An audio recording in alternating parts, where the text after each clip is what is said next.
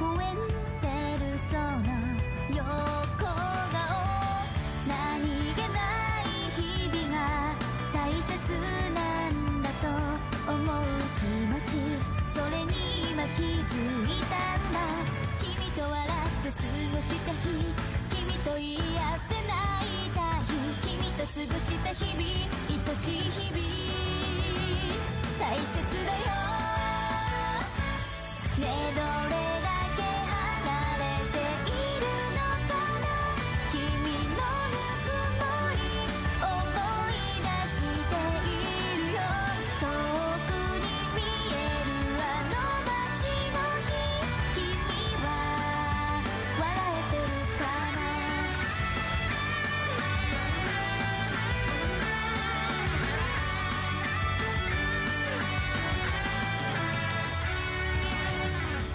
出会ったことは偶然じゃないそうだよね。安らげる場所がここにあるんだと知ったあの日、優しさの意味を知った。君と見た澄んだ夜空に一つ見つけた流れ星、ずっと忘れないよ、どんな時もそばにいたいね。君と二人ただそれだけで幸せなんだ、それに気づけたんだ。心の中にある言葉を君に伝えたかった。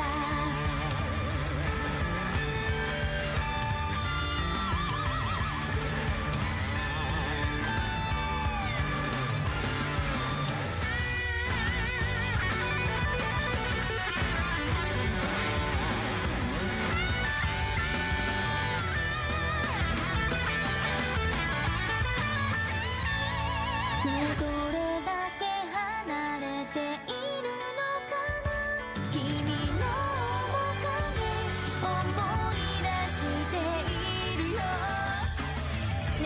君が笑ってくれるだけで何よりそれが幸せだったんだ。遠くに見えるあの街の日、君はどうしてるかな。きっとまた会えるよね。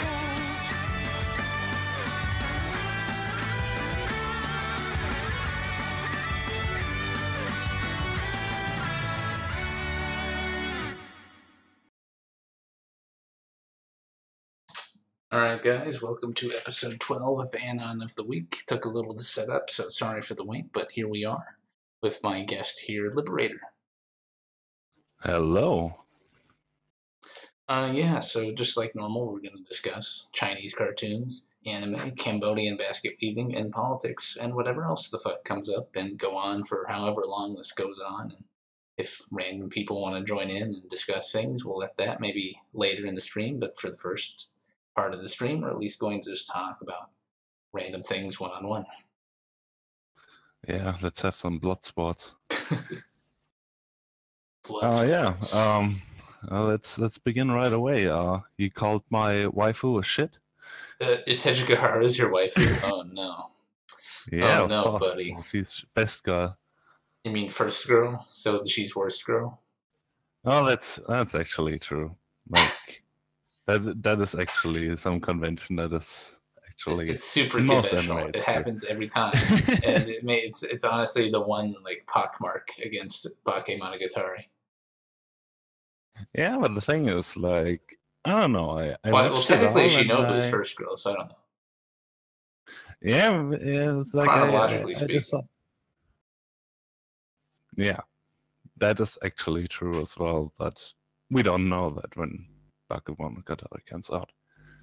The thing is just, I don't know. I watched it all, and like compared to every other girl, she's pretty good.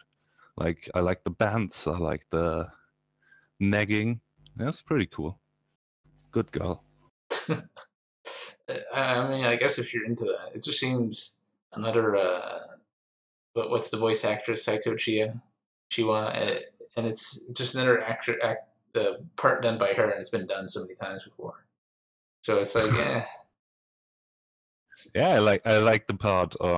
There's one part in the series where she actually like refers to her voice actress, and like tells you, yeah, by the way, my voice actress is so good, and then she tries to mimic Aragi, and it's pretty shit.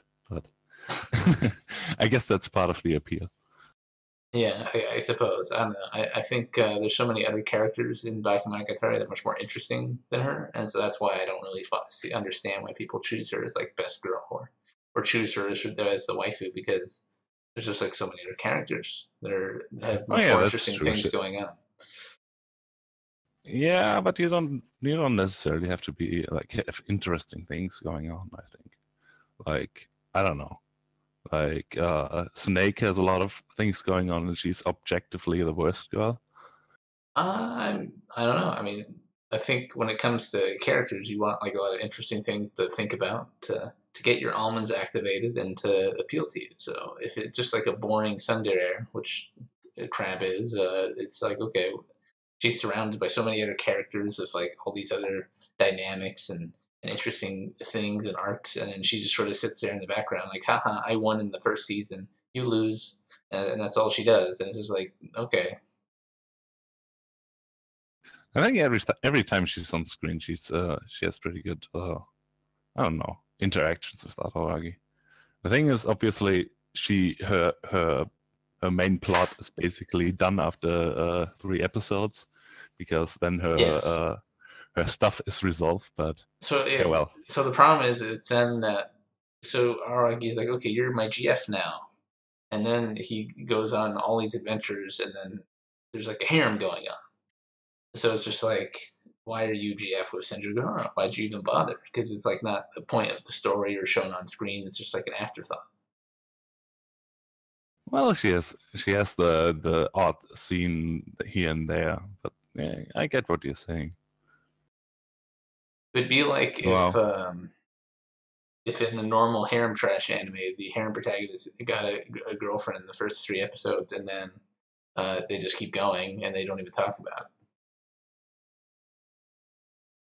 Well, I mean, it does come up from time to time, but it's like it's not even like all the scenarios and the interactions are like, yeah, as if all the other characters. It's basically just harem interactions. Yeah. I just want to throw in that Ospin has like objectively shit taste. Snake is greater than Cat. Snake is the worst. Wait. Cat is better than Vampire? Yeah, that's holy shit. Oh like my Cat God. Cat is shit as well. Alright, so the correct order is Vampire, Snail, Cat. Well, actually, no. Vampire, Snail, Dog, Monkey, and then the rest. And that's just the case.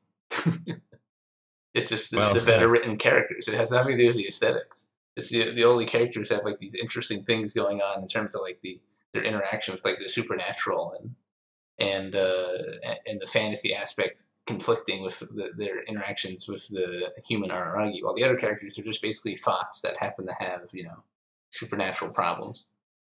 Yeah. Well, that's the other aspect. Like for also math is very good. Math is also top 4, I would say. I like the aspect that obviously like Vampire is the supernatural and Snail is kind of turned supernatural, but I like this aspect of them basically all having like mental problems, and they just, I don't know, just manifesting in those oddities. It's kind of fun to think about. Like, for example, Senjugahara has no weight, and it's obviously some kind of I don't know. It could be attributed to what you call it. Fuck. when it's like when the writing is very clear in that it's all the supernatural occurrences to all the characters isn't just this is their character and then they happen to have the supernatural thing. It's all like oh, this is like it's like the sort of the old Shinto style. Oh, this character is sort of a representation of this goofy supernatural concept. Yeah, kind of like that. No, I like that in anime. I also like it when they explore that in Evangelion and stuff like that. Evangelion.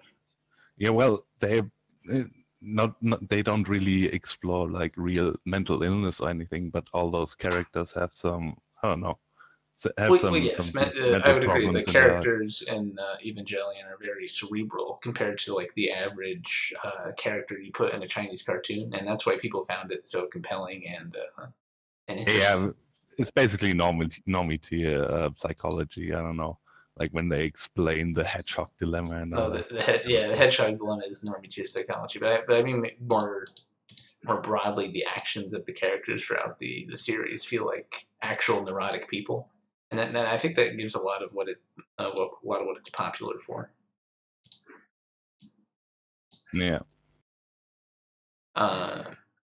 And people give Evangelion too much shit. Like people say this is just like the overrated Babby's first entry level too deep for you anime, but it's just very well done. Like even if you hate the mecha genre, even if you hate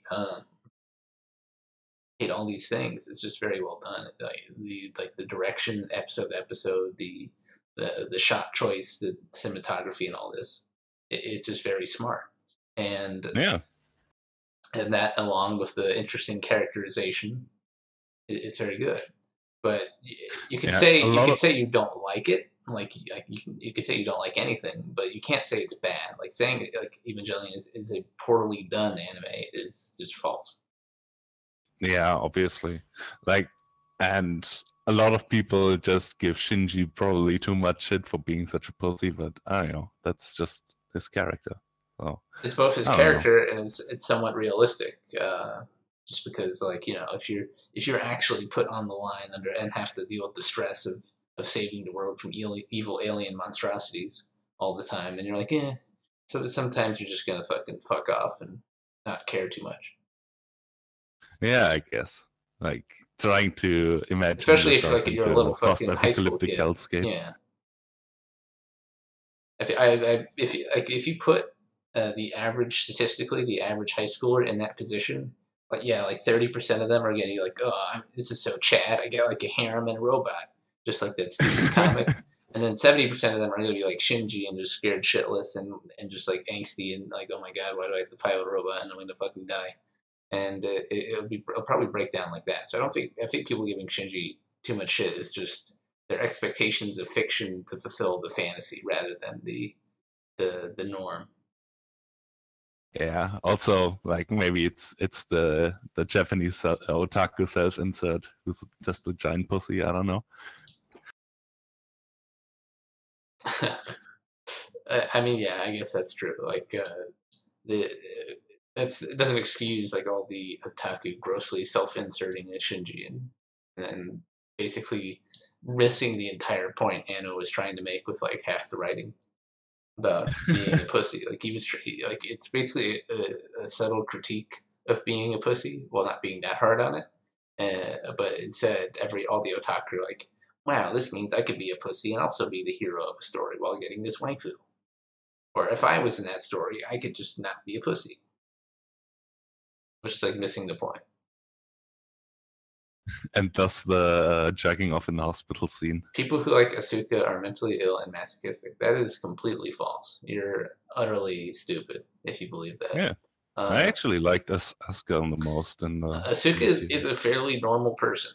It's just that like she breaks under pressure and then having to deal with autist Shinji, not because understand that it's not like she can talk to like anybody else in the class about her piloting problems, and then the fucking Kaiji won't fuck her, and then Shinji is just like utterly socially autistic and retarded, so she just doesn't have anybody to bounce off of at all, and none of the adults really take care of her because Misato's a fucking incompetent retard. And because of this, she just kind of snaps like a person at that age and mentality would. So it's understandable. But like throughout the early parts of the series, she's just like a normal girl, like and doing normal girl things. And people think she's like being super neurotic like for the whole time, but I don't think so. Yeah, but it has its reasons. I think it's kind of like that, and it has a lot to do with her like having her mother commit suicide and finding her dead body and stuff like that. I think that's like it's part of the problem. It's just part of the problem. Like, oh god, she doesn't want to fuck me. But yeah, it's the lack of, it's both her immaturity and lack of how to really seek help from people, and the fact that there's actually nobody around to help her, and so she snaps under all the stress of like being a failure. While Ray isn't even a character. Ray's just a fucking robot. And Anno was interviewed one point and said, and was asked, "What is Ray like?" And Anno was like, "No, I never thought about that before." So even Anno doesn't think it's a character. It's just like a waifu plot device that he made up, and people waifued anyways. Yeah, that's. I think in the rebuilds they tried to give her a little bit more character, but I don't know. Oh, viewers drops by 2. I pissed off 2 Ray fags. Good riddance. Got him. Is really a lost either way, but that makes an interesting choice. Oh yeah, I agree. Like all the characters of Evangelion are kind of fucked in the head, and that's sort of the point. But at least like the way they're fucked in the head is interesting, and it provides for a good story. Well, and Ray doesn't have anything. It's basically just a mommy fetish, I would say. Oof. Let's see here. So out of the Bakemonogatari, what series do you like the best? Or like what arc? That's been animated. So because I haven't read the novels. Out of all the Monogatari stories, which arc do you like the best? I would have to say I think I like the second Snake arc the best, like when with Kaiki. When Kaiki. That's a good choice. Yeah, that's a pretty good arc. Honestly, thinking back, I like Math the best. I think Math is like it doesn't even need all the supernatural shit, and it does everything it needs to fine. And then that's why I think it's like one of the best, because it doesn't rely on the gimmick. And does this really great character exploration without the gimmick. Yeah, the story behind it was, I don't exactly remember most of it because I kind of speed watched it. Oh, you're a speed watcher. Do you watch on 2 times or 1.5 times when you watch anime? No, it's basically just my brain. Oh, okay. My brain needs a little bit more time to. If the series I'm watching, I'm a little bit handy. I only speed watch if I've already like read the source material for something. So like for the new season of Overlord, when I've already read all the light novels. So what I do is I just click through and find the scenes I wanted to see animated, and then I just like ignore the scenes that aren't going to be very impactful because I've already read the novel. And but for anything I haven't read, obviously I just watch it straight through. With speed watching, I meant to clarify. I have to clarify. It's more like when you get called a speed reader on when you don't catch up get on to all the little stuff that happens. I mean, no, there are people who speed watch. There are people who literally autistically put their anime on 1.5 times. They don't have play with any audio. You cannot fucking do that. And they're playing Monogatari. And they play like Dota 2 or something while they have this 1.5 times anime going in the background, and they say they watched it, and I'm like, okay. Well, okay. Like, I think the Monogatari series is like the worst to do this kind of stuff because you have to pause all the time to get all the little cards and stuff, and yeah. Yeah, that's true. I never usually pause for the cards unless I was really into the scene, but I want to be skeptical, but I know how autistic we there's no extra gen time. So, I know of multiple people who do that exact thing, and it's like disgusting, absolutely disgusting. But now that you revealed that you don't read the cards, I guess you are a speed watcher. Well, I mean, the reading the cards is like slow watching. You have to literally pause, go back, skip to the frame, and read the card. And so, unless I'm really into that episode, I'm not going to bother fucking doing it. And I've done it a few times. Like, I went and read the cards for the episodes I really liked. But if it was just like, if it was a fucking snake episode or a crab, if it was a crab episode, I'm like, who fucking cares? I don't care about your cards, crab. You don't need them. You're missing out on the best stuff. Yeah, a lot of times it's just like the Japanese word plays and this kind of stuff. Yeah, and the translations. The translations obviously don't do all the justice.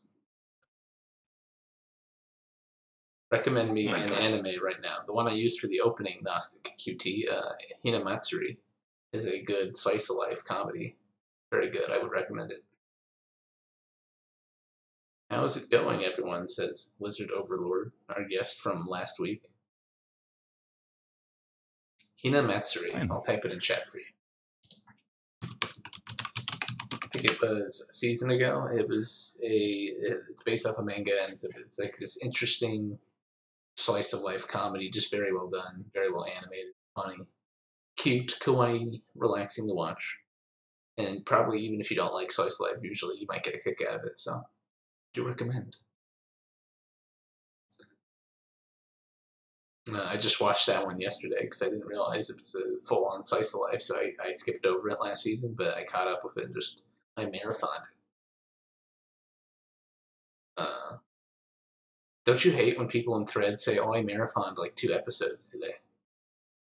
I know that's like trolling, but some people unironically say that shit. Oh no, did my guest die? Is he forgetting to hit this Pushitaki? Has he been assassinated in whatever European country he lives in? This is not good.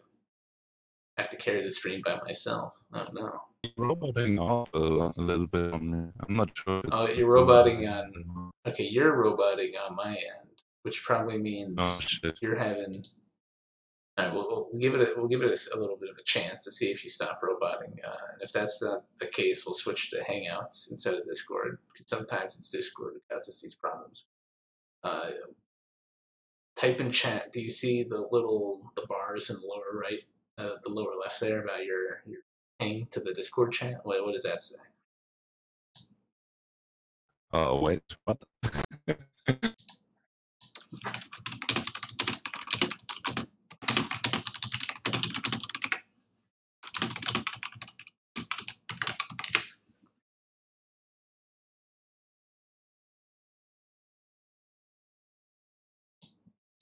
Yeah, rip. Link to Discord, please. Yeah, I'll link it again, I guess.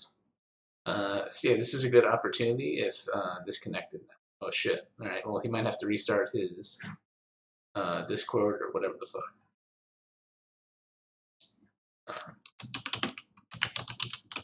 I think it got better now. I think it's fixed. Yeah, okay, now I hear you. Alright. So, yeah, try talking. Test. Okay, yeah, people can hear you again. Yeah, maybe it was just like a Wi-Fi dip or something on your end, hopefully. And not just like Discord fucking up. Okay. Yeah, I have pretty shitty internet, so I don't know. Alright, well. Yeah, so did you hear what I was talking about earlier? What did I even ask you? I don't even remember. Like 10 seconds ago, I don't even fucking remember what I asked you. Well, I didn't hear that.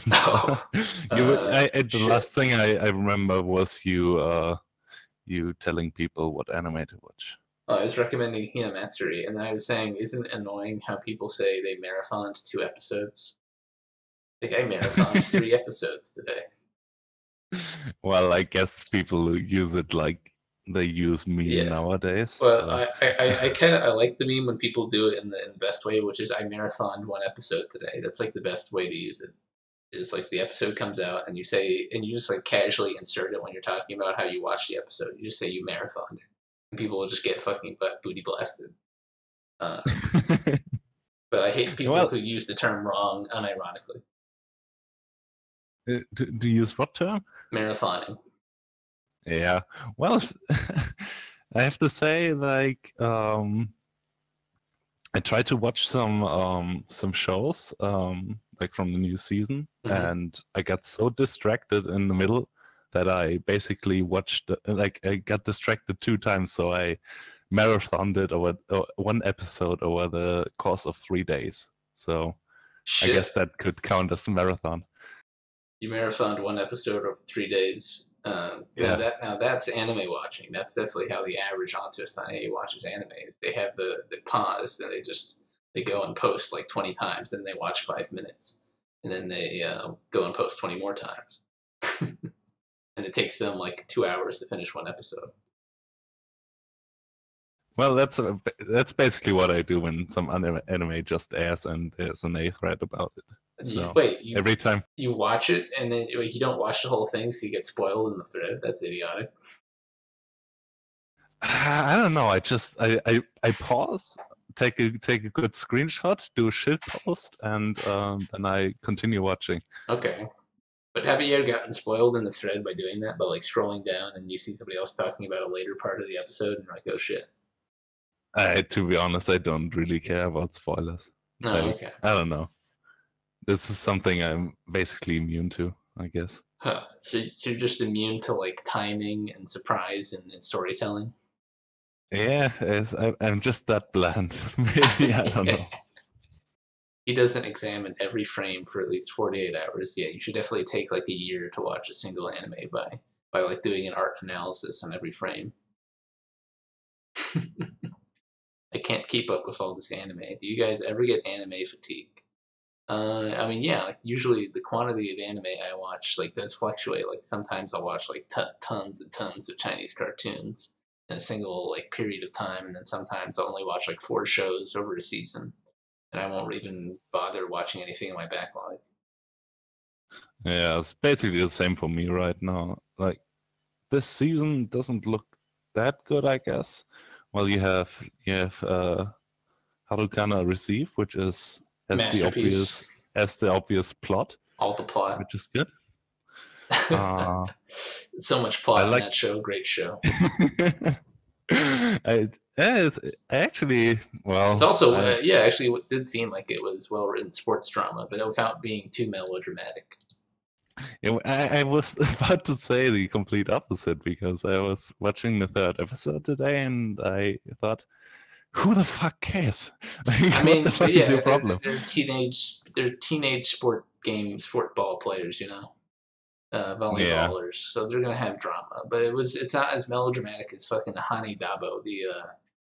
That was pretty awful as well. The badminton one is like 10 times worse because it's like. It's super serious melodrama the whole fucking way through. I'm like, oh yeah, God. but I have to say it has really good animation. Like it has this it's rotoscope, but I don't know, it looks really good. But I didn't bother watching after the 2nd episode.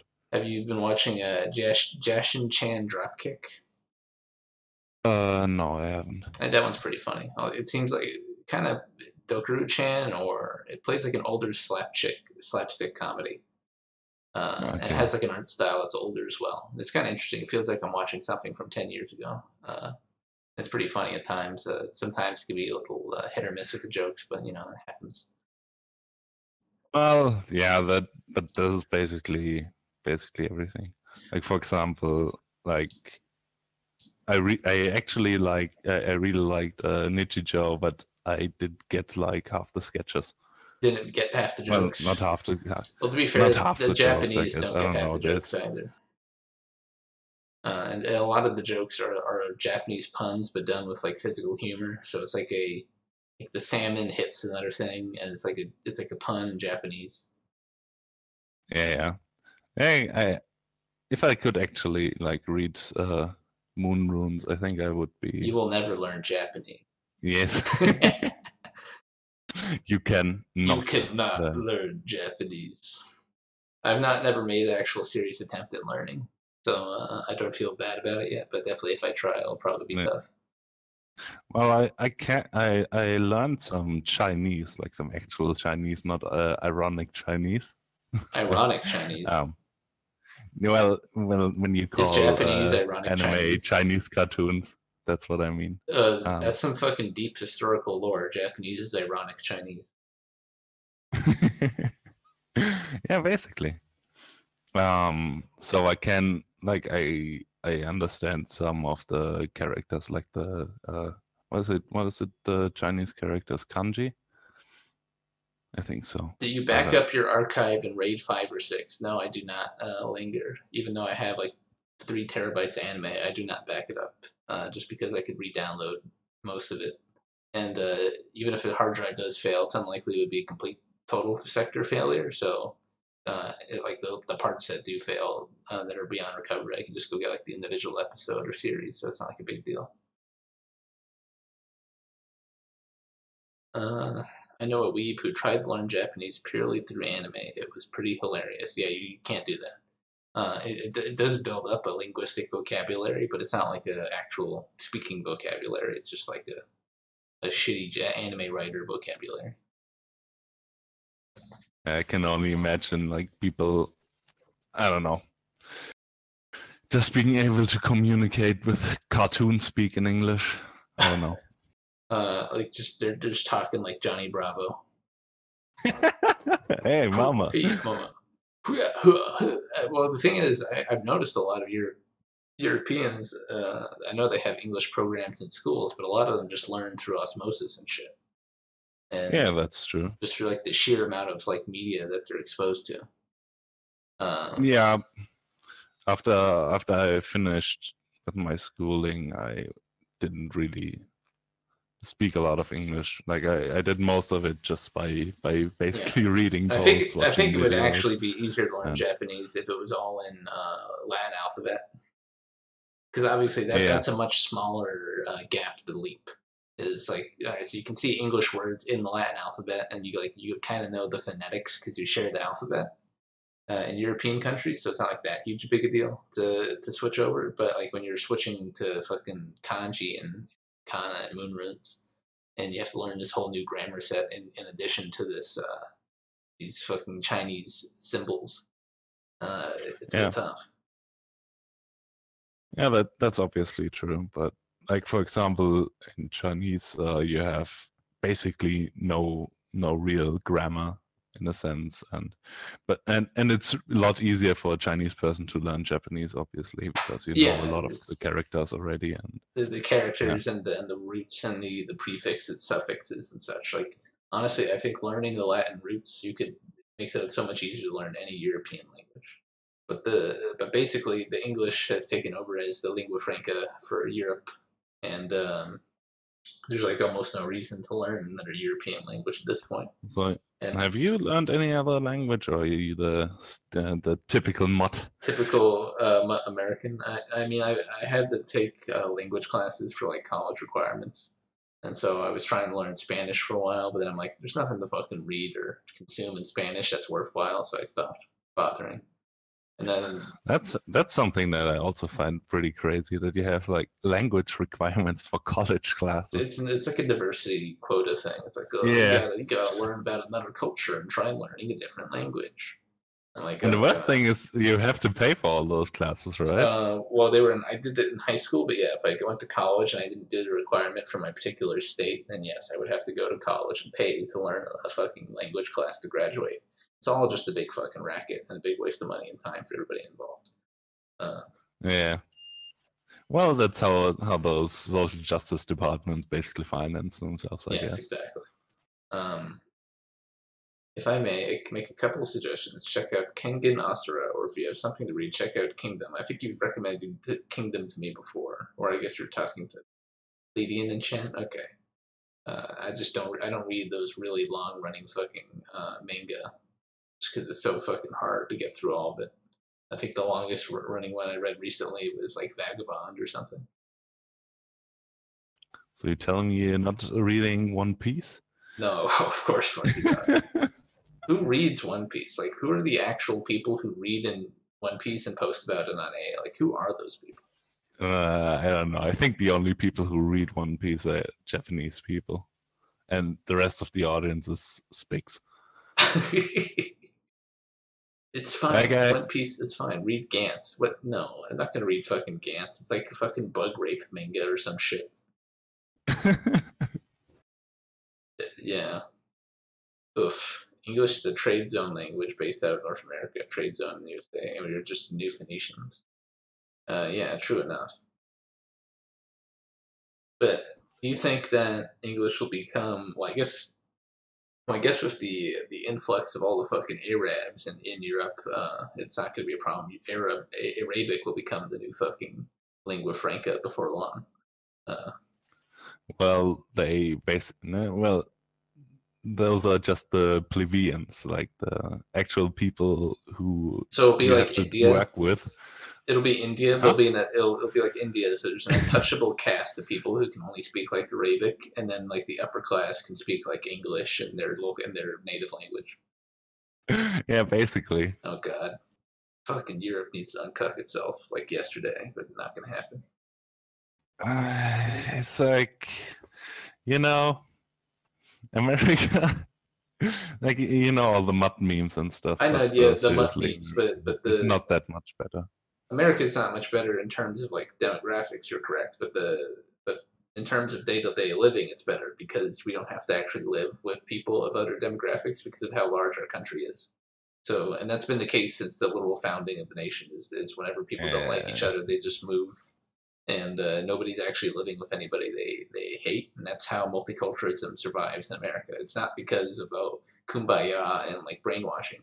It's because you literally can geographically change location a few thousand miles and not have to deal with like terrible people of a different like culture or race.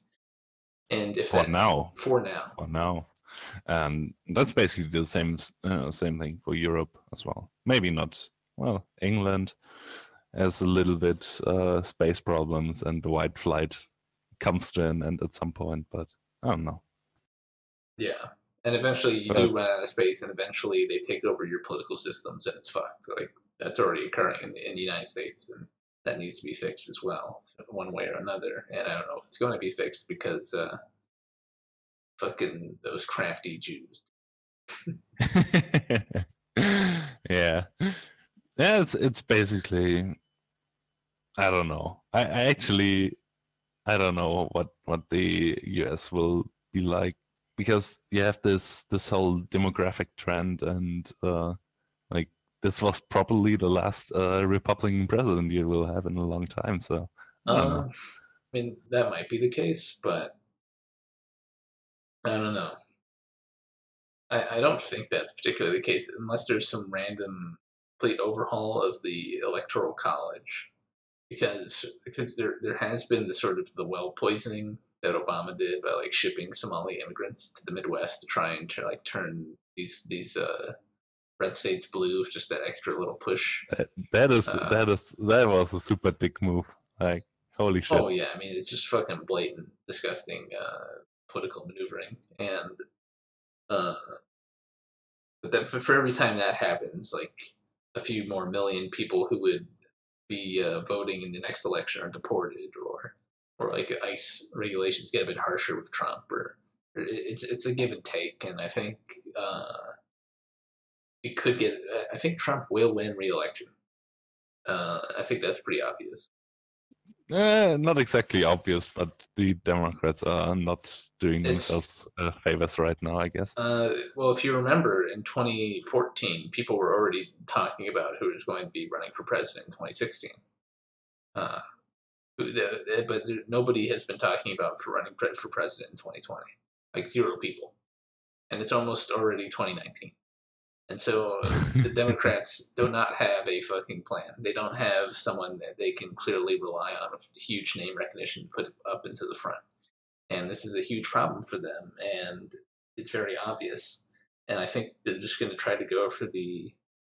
Can they just run Biden or someone? Biden wouldn't win. You think yes. he got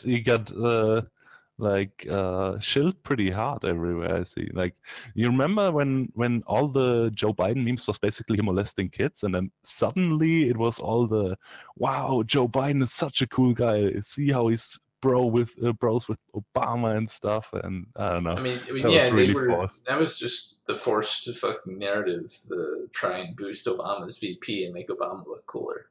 But Biden has the name recognition because he was VP. And so that's one thing he has going for him, but he doesn't have like anything else. And I don't think it would particularly win against Donald Trump. Like, to win against Donald Trump, you need something that clearly repudiates him and also grabs the center. And the center is not. I would have to see more in-depth poll data for how the center is doing now. With trusting polling data. I know, trusting polling data. Lamau, Nate Silver, Nate Copper, this guy, Nate Tin. I'd have to see some sort of reliable data of how people in the independents are actually feeling, because the independents are the majority of the electorate now. The polls of the Republicans and the Democrats are becoming extremely polarized, and so they're just moving farther left and right, and then there's just the independents, who are a huge swath of people, who are the majority of the electorate now, and they're just sitting there, and I don't know how they feel, because there's not like accurate polling data on them. But how likely are independents actually to vote? That's the other question. I'm independent. I voted in like 3 or 4 elections, so. Oh yeah, independent is an actual, like, you have to declare your party, to get participation in primaries. Yeah, it makes sense. I just declared independent because whatever the fuck, and didn't feel like bothering with it, but only just the elections themselves. And in case there was like a local candidate for third party I wanted to vote to, not that like declaring affiliation makes you tied to a single party. How old are you, Jeff? Yeah, old enough like to vote in a few elections. Just like I voted in both my local ones, and then the Trump election. I'm talking about midterm elections. Such an old fag. Yeah, local and midterms. I actually vote in the local and midterms. I know that's such a strange concept. Actually voting in your local midterm elections, omega law. But I did that, yeah. Yeah, I'm old enough to have already. There are more elections than the presidential election. In fact, I think the presidential election is actually a complete meme, and doesn't actually affect your life all that much. Yeah, I guess. Especially because it's decided at the state level, and your individual vote's not going to flop the state. Yeah, that's true. If you're living in a deep red or deep blue state, then you can basically just stay at home, I guess. Yeah, this I guess we have electoral college in a sense as well, but it's way more local. Yeah. Like, so that you. And for a while, I thought like, okay, the thing America needs, if you're in a swing state, then presidential shit matters. And yes, yeah, I agree. Exegenti, convincing people to vote and then voting yourself in a swing state does matter. But if you're not, then like literally it does not matter. Besides that, what I was saying, when I used to think that what America needed to fix itself was what Europe had, proportional representation, like proportional parties and shit, where you had all these little tiny parties making up coalitions and representing all these different interests. But after observing a bit more of European politics over the years, like it's completely cucked. It's exactly the same. Like nothing's different. The thing is, like, I can only tell you what happened basically in Germany, where I'm from. It was basically, we have this neo-Nazi party, which is basically just cucks for Israel and less Islam, basically. And well, nobody wants to go into a coalition with them, because then you are the Nazi as well. Yeah. And since they were the third most powerful party, the other parties couldn't form a viable coalition. So it was basically just fuck my shit up. Like, nobody wants to go in a coalition with them, but yeah, and all the other coalitions they didn't want to do as well, and they told their voters before that they don't want this kind of coalition. So what's how the government been running then? It has just been strong army votes. No, it's just a big coalition of the two big parties, but that is actually a huge loss for them, because they each of the parties basically told their voters that this is not like they wouldn't do that in any way and stuff like that. And basically, the last time that happened, it was a huge clusterfuck. So they're hurting their next election chances by doing this. Yeah, it's basically just throwing a wrench into the whole machine. So okay, cool. That is interesting, but I don't think. I mean, maybe I'd have to see an actual one of these populist parties actually affect long-lasting change. So far, what they've been trying for years, but they just keep getting cut. No, the thing is like it's this giant meme of the Overton window, but it's basically this: like they basically force the bigger parties to adopt more radical positions. That's what they do, because the bigger parties want their votes, obviously, and they see a lot of people voted on those issues. Maybe we should concentrate on them. So that's basically the idea behind them.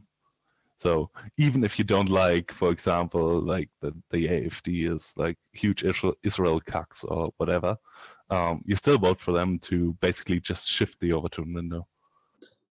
Yeah, makes sense. And the AfD. And just hearing mutterings mainstream. Of like any mainstream media, everyone thinks the AfD are like literal Nazis for some reason. Yeah, when they're like centrists. Well, not centrist. I wouldn't call them centrist, but they basically for like American all the other centrists. No, not even that. Like their policies are like what, like less immigration. Not even free market shit, but sort of it's like the same normal statist policies, but just like a little less immigration and more benefits for native Germans, which is like just a centrist American position. Yeah, not necessarily. Like if you say the center is somewhere between like Democrats and Republicans in both those parties, like the upper echelons. Well, here's the thing: is both the far right and far left parties, they're just neoliberal neocons. But both those rhetoric parties basically want the immigration activity. Yeah, the parties themselves want the immigration, but the voter and the individual politician, when they appeal, it's like many of them do that. They hold that position openly. Like Trump's position wasn't new. There were many local politicians who held that sort of thing, especially if they lived in a border state. And they would often talk about that, and it was fine for them to do that, like, because that's just how like a center-right position would be in the United States, and it's just a pragmatic position in terms of winning the election for those politicians. Yeah, obviously. Now that I'm thinking about it, you're basically right. They are kind of centrist, like on most topics. Like they. Yeah. What I'm saying is they're not extreme. They're not extremists by any measure. No. Like we have quote unquote extremists, which are basically just like feds and like they are like the LARPing neo-Nazis and whatever. So they are not really viable as well. Like even if you have those positions, the parties are basically filled with government informants. So what do you think of the Golden Dawn of Greece? I haven't read too much about them. They are basically like leftists, right? Well, yeah, they're like leftist Nazi LARPers. The economic position. Yeah, their economic position is leftist, and they were which is in my opinion not bad per se. Yeah, like I'm not a fan of the vast majority of any leftist statist position, because for like 9 out of 10 times, anytime the political platform is that, it's usually inefficient economically speaking and just bad for society in general. Yeah, basically. I don't know. Like, for example, I know Americans don't like that at all, but I, for example, think that the healthcare system in like the socialist states of Europe is superior to the American. Well, yes, I would agree with that, but that's because we have a state-run cartel in our country. It's just a very inefficient, privately cited state-run cartel. Yeah, but you always have this like, I don't want to like. Obviously, you would rather have like the Ancap state. Where many Americans are retarded about it and do not admit we have a healthcare issue in the United States. And that's fucking stupid of them than to not admit the obvious fact that there is a price-fixing cartel destroying healthcare prices in the United States, egged on by stupid policies by the government since like 1940. And Yeah, it's we need to fix it.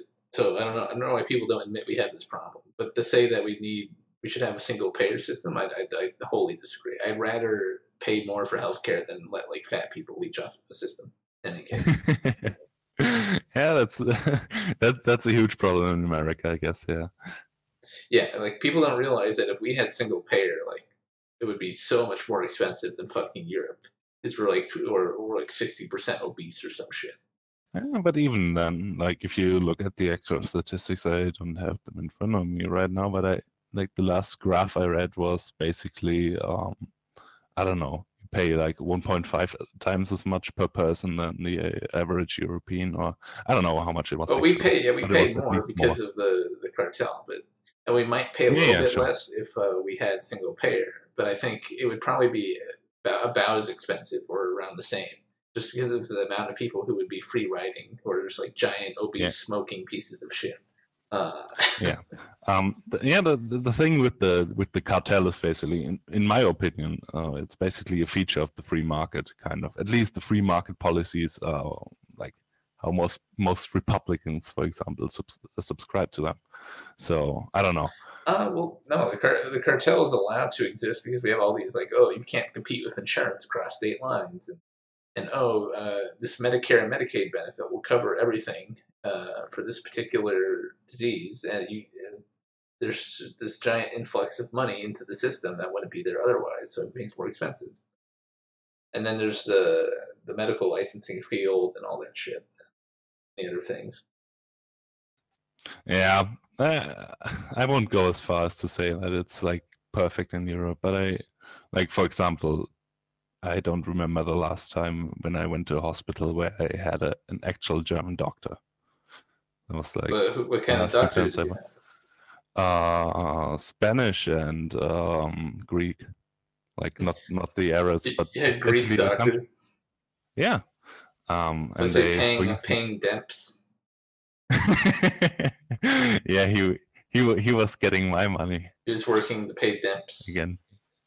Yeah, it's basically though, like that's what always happens. I agree. In the US, we have like a halfway. We have a halfway socialist system. I think it can work either way, either like single payer or free market. It's just we have like a shitty in between system instead of having one or the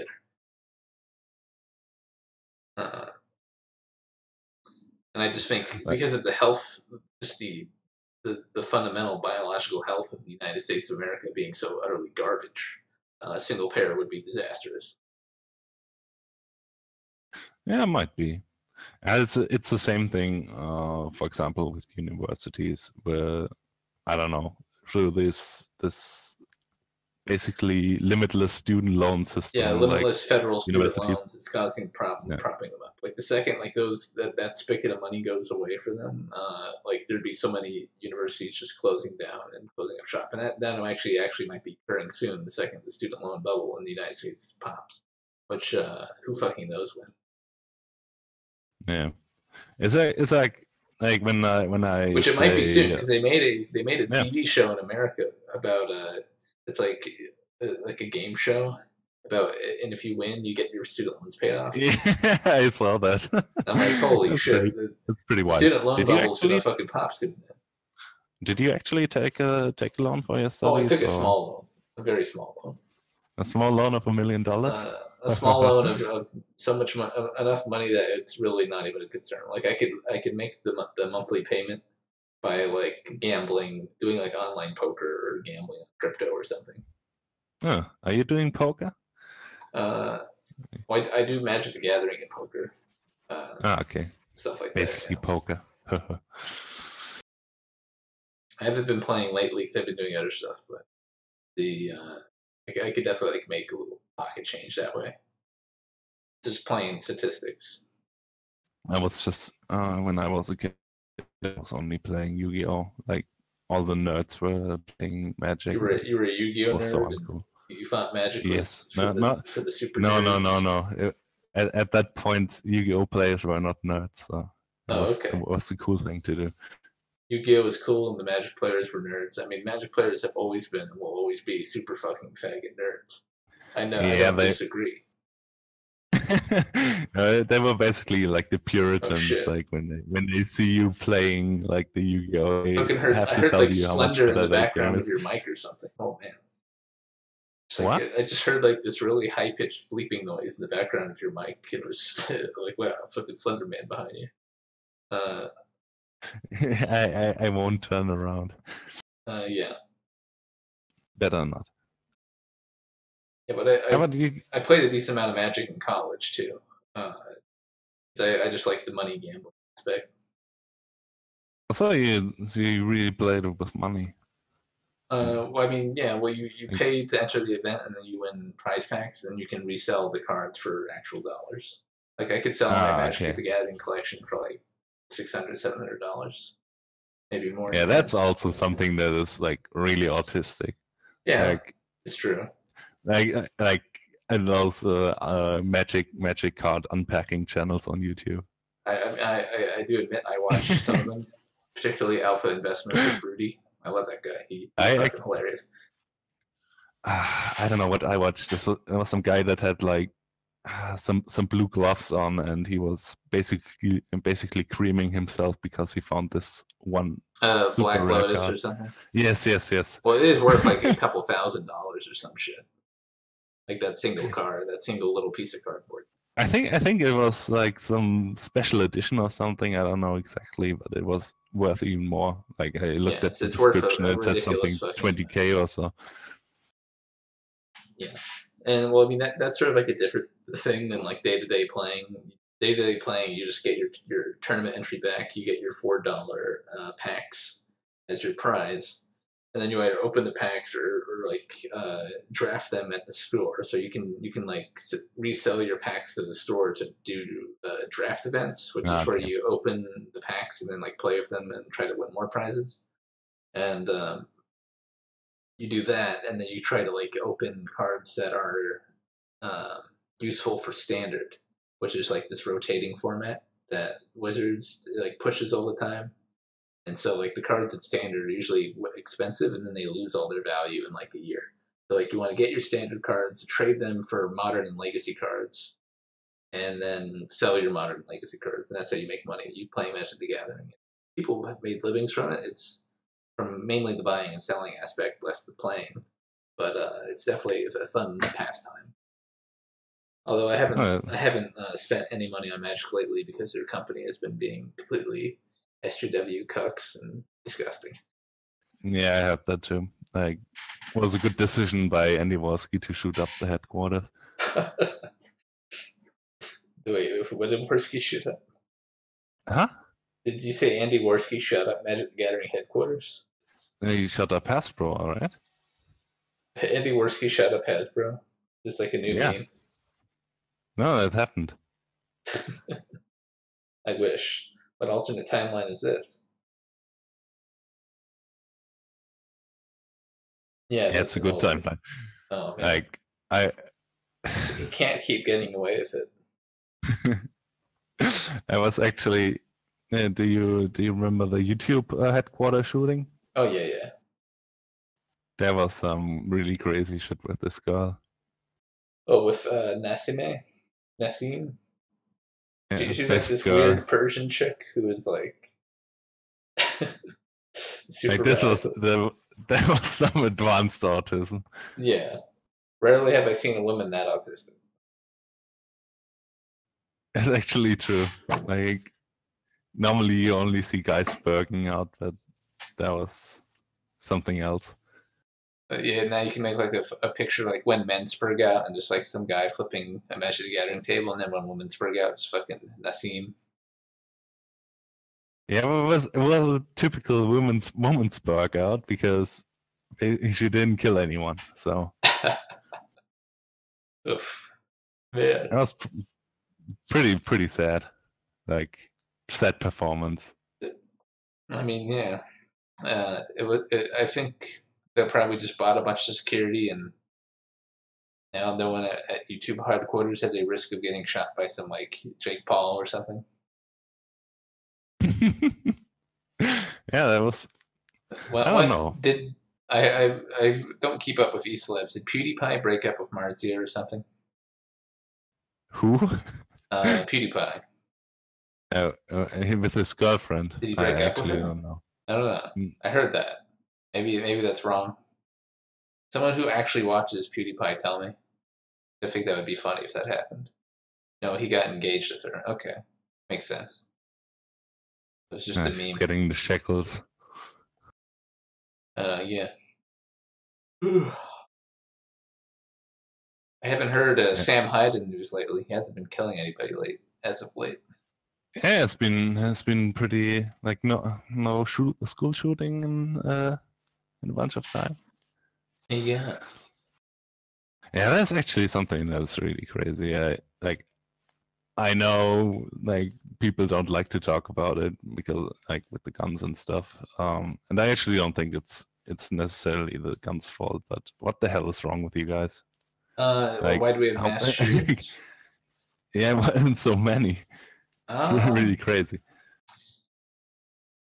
I guess it seems like a lot, but in like terms of relative deaths, it's not much at all. Especially even if you look at U.S. history recently. Like if you look at early 1900s and late 1800s U.S., then there's like thousands and thousands of riot deaths every year from just people doing like riot gay shit all the time.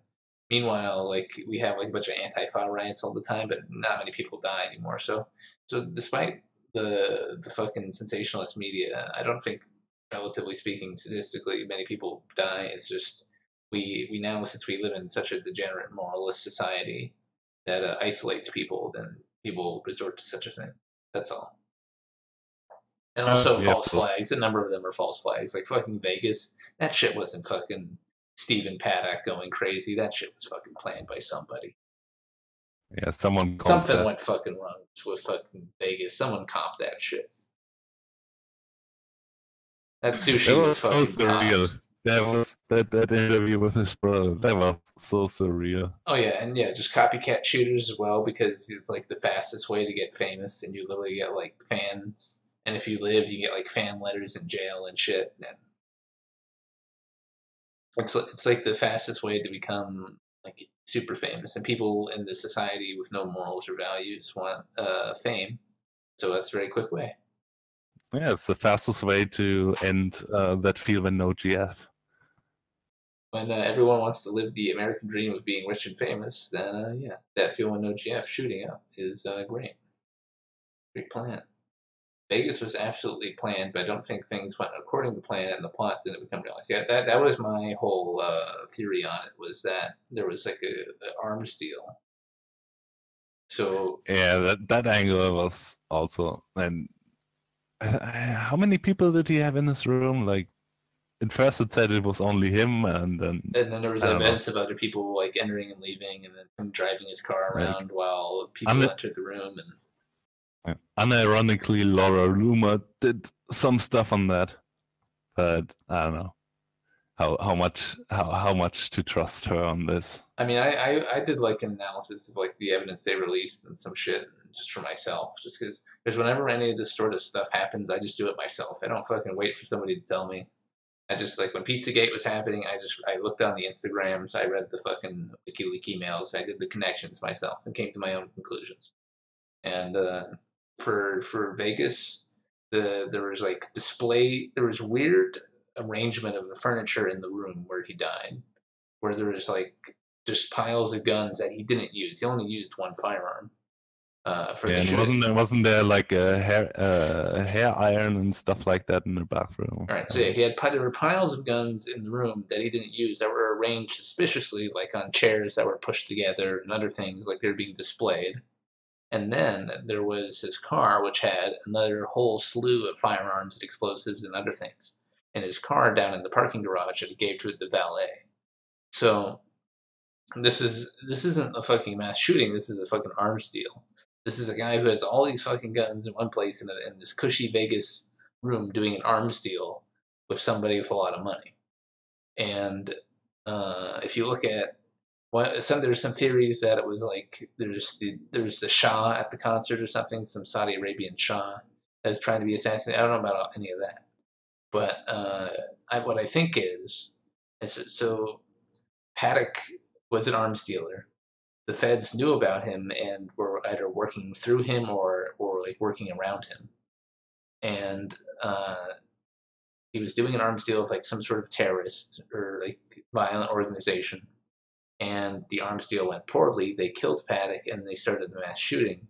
But because the Federal Reserve, well, not what the Federal Reserve, what am I fucking talking about? The FBI knew, or the FBI, it would be completely implicated in knowing that the shooting had a possibility to occur and was like letting it go to like further their information or have be like a sting operation or something. But they let it went wrong and like 60 Americans died. They could never let it come out to light. So they made it. They collaborated with the fucking shooters, not after the fact, to make it look like Paddock did the shooting, even though they themselves know they didn't happen. Because if they admitted it, then basically 60 Americans died because of the FBI's incompetence. That sounds like one hell of a cover up, though. Does it? I mean, where are the fucking where are the security camera footage? Where's the phone footage that counters any of this, any of the official narrative? Because usually it's a fucking casino. They got cameras in every floor. You would think that for a shooting like that, the camera footage would have been released and would have been thrown over the media, but it never left the MGM's hands. And I think it's just another one of those blunders by like the CIA, or well, not the CIA, but the FBI. They just fucking knew this thing would happen. They were just watching it, and they were just watching this arms deal, and it went completely wrong. The mass shooting started, and they could never let that come to light because it would make them look terrible and prompt political change and outrage. So what was your theory again? There was an arms deal, but with some terrorists. An arms deal, but I don't know who, like ISIS. Could be anybody. It could be a fucking. I don't know. Yeah, there was some. Could be There was some Mossad. link. I think there was some link to ISIS in the sense, like weak sense that his girlfriend was like Filipino, and there's like ISIS occupation on this one part of the Philippines. I don't think whatever. that's the case. I think that's just a coincidence for that. Yeah. Probably. So the ISIS angle is supported by the fact that there was the Shah. There's some sort of like Shah or Saudi Arabian prince attending that concert and was in one of the back stands where the shooting was aimed at. And so that could be like ISIS trying to cover up some sort of assassination attempt that they failed at. Well, that would actually be pretty lame. You could have just sniped him and then. Well, yeah. So it could be something like that, or it could be it was planned from this, like, so the terrorist actors, what are they? Probably just Muslim ISIS terrorist actors. Enjoy the channel before it gets banned for hate speech. Don't talk about our greatest Arab allies. That's right. The ISIS, it looks like it was staged by somebody. Like fucking Paddock's just lying in the middle of the room with like a bullet through his like head, like straight to the fucking face. And he has his like hands in his pocket too. Like, do you shoot yourself with your hands in your pocket? No. Oh yeah, right. They claimed it was like suicide, right? Yeah, they claimed it was suicide. He shot himself. None of the police to answered. the back of it. Yeah, it's like well, not the back of the head, but the front of his head. Yeah, that would be. He shot himself in the front of the head, don't and then do he that. had like one hand in his pocket, and like when you can see on his corpse that his like the the inside filling of his pocket was like caught on his hand. And he pulled out like as if like he was jerking around and pulled out the inside part of his pocket inside out. And so like no one's gonna like kill themselves with their hand in their pocket. What the fuck? That's hilarious. And I just think he was doing an arms deal with some shady terrorist organization. They took his fucking weapons. They took it as an opportunity to kill a bunch of people because I think they maybe knew they were being tailed by the FBI or they knew they could use Paddock as a fall guy easily or something. And then they did, and then they just went bing bing wahoo, and I don't know if they were arrested secretly or got away with it completely, but Maybe they were arrested secretly. I think that's probably what happened. Yeah, probably. Like, I guess that's like the most like normie friendly angle that they have. Like that is like, yeah, they caught the guys and they don't want to release the footage because it could give like hints on I don't know, for other terrorists or whatever. Well, no, it's not even hinting for other terrorists. It's the fact that the FBI was watching the entire thing unfold and then let 50 Americans die. And, yeah.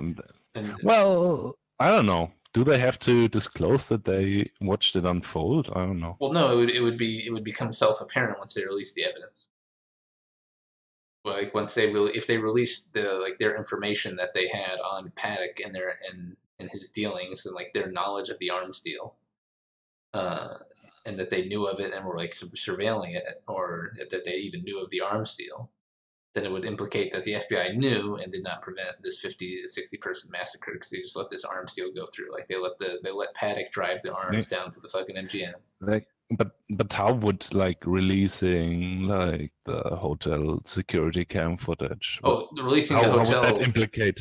Oh, it would show the people he was doing an arms deal with, because it goes against the single shooter. Oh yeah, the official narrative. The official narrative is he's just a crazy guy who shot himself. So if they release the security camera footage, then they'll see, oh, there's like a bunch of Arab men going in and out of the room throughout the day, and he's like trying to sell them various guns. And so that would break the fucking narrative, and then they'd have to answer, okay, so how did this guy get all this weaponry here and have the arms deal, and did anybody know about it? And there would be like a congressional inquiry, and the FBI might say, oh yeah, we knew about it, but we let it go. And that would be completely embarrassing and terrible, and so they couldn't let that happen. And so they said it was a single shooter. Yeah, well, it's just some boomer that's got a little. It was just a 30-year-old boomer, just Sipping his monster. 30-year-old boomer ran in a monster. They wouldn't comp him. If it was reported it was an arms deal, it had gone bad, then the FBI would be questions why they didn't know. Yeah, exactly. Plot twist: Lauren Loomer was behind the Vegas shooting. Yeah. So the only other conspiracy, I think I talked about this in the video I was going to release this week. I don't fucking know. I don't even remember. No, I don't think I did. I think I talked about it in the last one. Was Pizzagate. It was the other one I talked about that in the last video I made. Was like the evidence around Pizzagate. It's just fucking blatant. Like you don't even need to think about any conspiracies. It's just John Podesta is heavily. The thing is, yeah. The thing is, most people don't even believe like that the WikiLeaks are true or whatever. Yeah, that fucking blows my mind that people think WikiLeaks, like, it's all fabricated. Like, there's some guy sitting there writing all these fake emails and correspondence for government. By the way, I might have lost a pizza-shaped, a pizza-related handkerchief or whatever. Well, not even that. It's just, like, the whole, the normie counter for WikiLeaks. It's just, like, some Russian propaganda. Just typing, like, the Chinese are just typing away all these emails and releasing them. And it's like owned by Putin or something, or some fucking nonsense. Yeah, that's the most retarded angle, like the whole Russia implication thing. Like even if everything's done by Russians, whatever, and I don't know, Putin did it. It was basically just like giving info on the corruption that is going on in the Democratic Party. Like you would want to have this stuff come out. So it had a lot of corruption going on in the Democratic Party, and then it had Podesta's relationship with Danny Hester and Jeffrey Epstein over a number of years. So who are two convicted fucking molester pedophiles. Yeah, pretty much everyone has like these islands. John Podesta was talking to an email with one of his other personal friends about hanging out with Danny Hester on a Japanese island and talking about how much he enjoyed the company of like this woman named Kiki and some other creepy shit like that. I'm like, oh god. And nothing to see here. Nothing to see here, Goy. And yeah, it's just like these people are all going to fucking pedophilic sex party, evil ritual, garbage dumpster fires all the time. Yeah, that stuff really bums me out. I don't know. It kind of like robs you like the hope for humanity.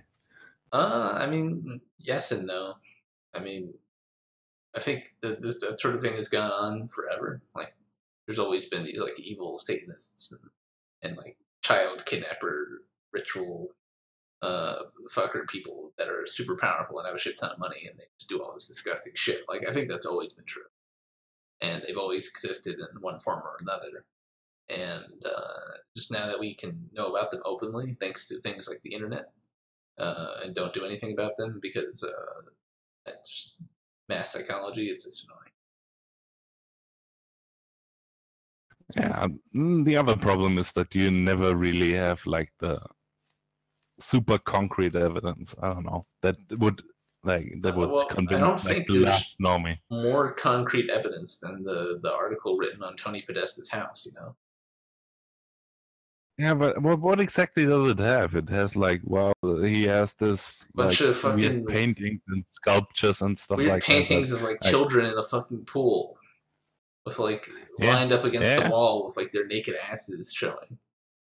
Yeah, but you can always rationalize it like, Oh, he's yeah, just being edgy. it's such, it has such a deep meaning, and yeah. No, I know, it's like, I know that, but I mean, still, like you obviously, connect that circumstantial with evidence. it's a pile of circumstantial evidence, and but if you can convince a normie of Hillary being corrupt, right?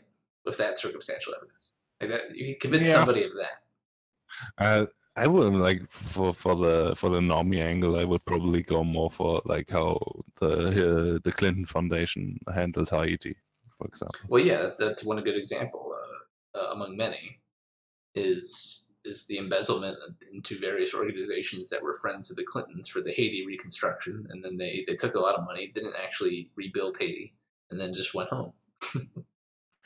Build a few roads to some mansions. Build a few roads, traffic a few kids out. They fund that happened too. Yeah, they fund like a vulnerable children protection agency in Haiti or something. They set up, and I can't help but think that's like there's some child trafficking going on there. And then I just read about back during the elections, a intern or was a intern or was it a employee, longtime employee? I think it was just a young college-aged employee of the organization was found like dead in like a very obvious 2 shotgun blasts to the back of the head way. Not Sethridge, right? Yeah, not Sethridge. It was some woman employee who died, who worked for that organization with children that happens to be owned by the Clinton Foundation. Yeah, tragical coincidence. Lolicon is a spiritual experience, Digibro. The fuck? Did that guy actually say that? Yeah, I'm pretty sure. Like I watched some parts of like Medical had some debate videos posted on his Twitter with this Digibro guy and another guy who accused him of pedophilia. Okay. What about the leaked videos, allegedly, of one of the Podestas attackingly verbally abusing a kid and then some shower of flashing lights? I don't know about that. Like, the audio on that, I think it's a bit of a rough. When are you going to have Dishy Pro on BYR? Oh, no. I have to berate his taste in anime completely, because he's got shit taste. Call him some sort of fucking disgusting lolicon degenerate. The truly enlightened. Yeah. God damn it. Digibro said it on the Dick Show podcast. Interesting. Oh yeah. Yeah, that's the part like bragging about this kind of stuff is so retarded. Like even if it's legal. Like I'm not exactly sure if it's legal in Germany to have it, but pretty much everything is illegal, so I guess. But yeah, it depends. For the US, I think it depends on what state you're in. Oh yeah, that's also the case. Yeah, I think wasn't there this one case where like some Canadian like crossed the border with some cartoon lolly shit. Yeah. Shit. And then he got like fucking canned. Yeah, the leaf got raked. Leaf got raked. Rake the leaves. I forgot to bring it up on BYR, but I wanted to shit talk Canada some more while Ancap was around. I Yeah, forgot to bring it up. that's something you're missing out on. Like you're shitting on the Catholics all the time. You need to shit on the fucking leaves. Spice it up. Yeah. The country with no fucking history or culture to speak of. Like it's barely a fucking country. Yeah, and the leader obviously. Yeah, people say like America, like, you don't have a culture, you're not a country, you don't have a history, and then someone mentions Canada, and then they're like, oh wait a minute, that's what not a country looks like. Yeah, pretty much. He preferred to be American anyways, yeah. So I don't think shit talking Canada and Cap would be very effective because he doesn't like Canada at all, to be honest. Yeah, it's like there's this whole false meme on the internet, like on the non-Chan zones, that Canada is like the nicest country in the world and everyone is so nice and stuff like that. And then you just see those fucking shit posters on poll that all have to fucking leave, and they ruin every thread. And I'm so tainted by that. Yeah, the eternal leaf, as they say. But German posters are not much better. Like German posters, this is literally Reddit the country. I fucking hate it. Yeah, I think that some people were definitely gaslighting particular parts of the more dubious evidence for the Pizzagate shit, like the recordings, and then like trying to connect Tony and John to the specific missing children cases instead of just investigating the clear-cut shit. Yeah, and that was like really not very substantiated. Yeah, and I think that got spread around and continued to get spread around, so it sort of like radicalize it so people all think it's a fucking joke, and even on 4chan, like people might like laugh at it, which is crazy to me. But I guess they're just uninformed. Nah, it's just like all the real evidence gets kind of flooded with this boomer Q posting, and I don't know. Fucking Q posting. Oh my god. Fucking Q. Q is like the most cancerous thing I've ever seen. Well, one of the most. Okay, I didn't really even catch it when there was. So like, I saw it when it was before it even got big, and it was just like this idiot who would make these little threads, and he would just LARP about random fucking nonsense. And he's like talking like he was Alex Jones or some shit, and had like these advanced military connections. But this stuff happened like all the time, basically. You always have someone pretending to be FBI or some fed or whatever. Yeah. Like, it just got so big because some fucking boomer like decided to post it on his Facebook, and it just blew up. Q has some hot takes. Take a sip of Monster. Check Discord for some Q cringe. Oh, did me shit-talking Q lose some fucking viewers? Ugh. Oh, no. Oh, God. Family wearing Q on their shirt. Q. Can you imagine? Q, where we go when we all go. Do you know Q.com? Bunch of women. Oh, my God. Those pictures. Holy shit. You just look at them at the Discord. If you don't have Discord, I'm linking to you, but fuck. Those are some disgusting pictures of boomers. Yeah, that is prime boomer posting. Oh, God. Like, but it's basically like the life cycle of every meme, kind of. Yeah, like once it gets into the hands Poll has definitely illustrated very perfectly posed law in action. It's through endless shit posting, we've attracted people who actually believe it and are complete idiots and embrace it. Mainly people from the TRS, boomers, people from Art the Donald, and now it's like that's all who's left on the fucking board. Like literally posed law applied, and now everyone's a fucking idiot on poll. Yeah, like President Trump General, for example. Oh god, like those kind of threats. I kind of like the Syria General, for example. Like they actually managed to get some ISIS bombed. Well, now it's just like an anime Avatar circle jerk. But, Yeah, sure, but what in is between this? waiting for news, yeah, this is an anime Avatar circle jerk as well. However, it's more enlightened as audio and picture. Yeah. So I would say it's on a higher level than Syria in general. I have a deep conspiracy on Q, actually. All right, hit me with it, Exergen time. Hit me with why this fucking this retarded boomer started Q posting. I think it's met multiple people Q posting after a while, but tell me why the original guy. Yeah. What was it? Was it a trip flag or was it just a name flag?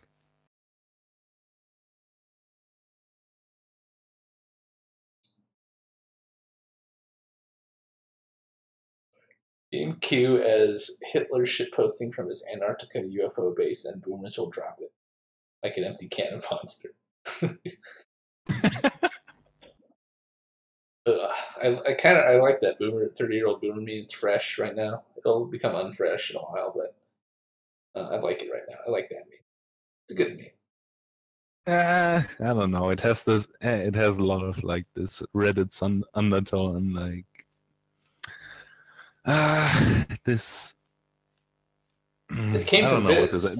Like the part about being 30-year-olds. This really ticks me off. Like I love like. Why don't you like the 30-year-old boomer meme? I don't know. It seems so forced. Well, all memes are forced, but the ones that are funny when they're forced is the funny memes. Like Bane posting is funny because it's forced. Oh, that's actually true. Because I'm a big guy, you know. For you. Is killing this meme part of your what I plan? want to say. See, you fucking giggled at it. It's what has been fucking like 6 years since that film came out. Stop. We need to stop. Was it only 6 years? I think so. It's even longer. I don't know. It was a pretty shitty movie, by the way. Yeah. Like I watched. There was like I think that was like one of the last movies I actually watched in the cinema. Really. I watched Interstellar, also by Bravo Nolan, which is fine. It's overrated a bit, and I like the sort of message it puts forward, and the fact it's like this sort of high fidelity space movie that makes people want to go to space and shit. I like that, but I don't think the science is very solid, or the I think it's a bit bloated and melodramatic. When I think of boomers who are into Q, I think of the Hardy Bros from South Park, or the Hardy Boys. 30-year-old boomer is just an excuse to shit on millennials without letting them in on it. I mean, that might be true. So pretty much the theory is that Q was just a basic LARPer, and then the somebody came along, took it over. Huh. So like some sort of organization co-opted Q, and then tried to force the meme. That kind of makes sense because I saw Q is like there's like one thread on the entire catalog, and like so who fucking reads these? Is this being like distributed on Zero Hedge or something? Somebody talking about fucking Q posting like he's on some big news website. Somehow it spread around more than fucking Polks. I know for a fact those fucking boomers never read a Q thread. Well, eventually it finds its way on our 4chan and our the Donald or whatever. Then it's basically just a runaway. I don't have any idea. Like, but was the original Q poster on 4chan? Was that a trip flag? Or was it just a name flag so everybody could just... I thought it was a name flag, so I thought there was no trip associated with it, so anybody could Q post. And I know that for a fucking fact that multiple people have Q posted and actually tricked people with it. Yeah, well, wonderful. Like if it was at least like some trip flag who had like some evidence. What was it? He posted some picture of some chair, and that was somehow proof that he was in the White House. And this is so wild. It was a chair with no timestamp or something. Yeah, basically. Yeah, what a fucking goof. What a goofball. I thought it was a name tag too, and the trip code came later. That's what I think it's happening with the HPH shit right now. We need to make pedos seem more like people who need to be protected from white bigots. Do you think this is the watershed moment? You think this is where pedophilia is being pushed into fucking mainstream with the Rick and Morty guy and James Gunn? I actually don't think so. Yeah, I don't think so either. I think this is despite the protests of the fucking lip-cuck media, these people are gonna get sunk by this shit, and they're gonna suffer because I mean their bottom line is gonna fucking suffer because of being associated with these people. Now, I have the feeling like most people who are defending this guy, they didn't even read the posts. I think. Yep. Like, otherwise he wouldn't just. It's just. Oh a yeah. joke. So people would, if they actually looked at the thing James Gunn did, they'd be like, "Oh, wait a minute." They actually looked at the thing David, fucking what's his name? I don't know, Rick and Morty. Faggot who produces nothing but like human brain cancer with his life, and that's millions of dollars to do so. I have to confess, I actually enjoyed the first season of Rick and Morty. Oh god. I'm very sorry. Why? I have to admit. I don't know. I found it very funny at that point in time. Oh man, no, it's just stoner. It's like Family Guy, bro. Yeah, kind of. At some point in my life, I enjoyed Family Guy as well. Yeah, I guess that's true, but that was when I was like 10 years old. Yeah, that's true. Like the first season of Rick and Morty, that was like 3 or 4 years ago, so I have no excuse. Yeah. Yeah, I only watched like one episode of Rick and Morty while trying to wait for the new Samurai Jack episode to air. And it was just like the third season, first episode on repeat. I'm like, wow, this is fucking trash. Never bothered watching any more of it. It was just fucking like Futurama, but shitty. Oh yeah, that is also true. I really enjoyed Futurama. Maybe that's why I wanted to have some more Futurama. Have you watched the last season of Futurama? Like I didn't watch it all the way through, but I know that I know it's a complete shit show. That was absolutely horrible. But I mean, all these writers, they just run out of steam after a while. Every writer runs out of fucking steam. It's the same with The Simpsons. It's the same producer as well. Yeah. So. Similar to how they used Gamergate to normalize extreme feminism. Did they? Well, actually, maybe. You could say that, kind of, because before then, the danger hairs were like this annoying fringe. And they were like a loud, annoying fringe, but now they're sort of like the danger. They've sort of been internalized into corporate culture already. But I mean, that might have already been happening anyways. Yeah, like I can't imagine like 5 years ago, like being actually confronted with someone like that in real life. But then it happened. No, I met a good number of them. It's fucking grotesque. Yeah. I usually was just hanging around with STEM facts, so I didn't meet too much of those kinds of people. Yeah, stop consuming even Western the STEM facts are... Just reading chat here.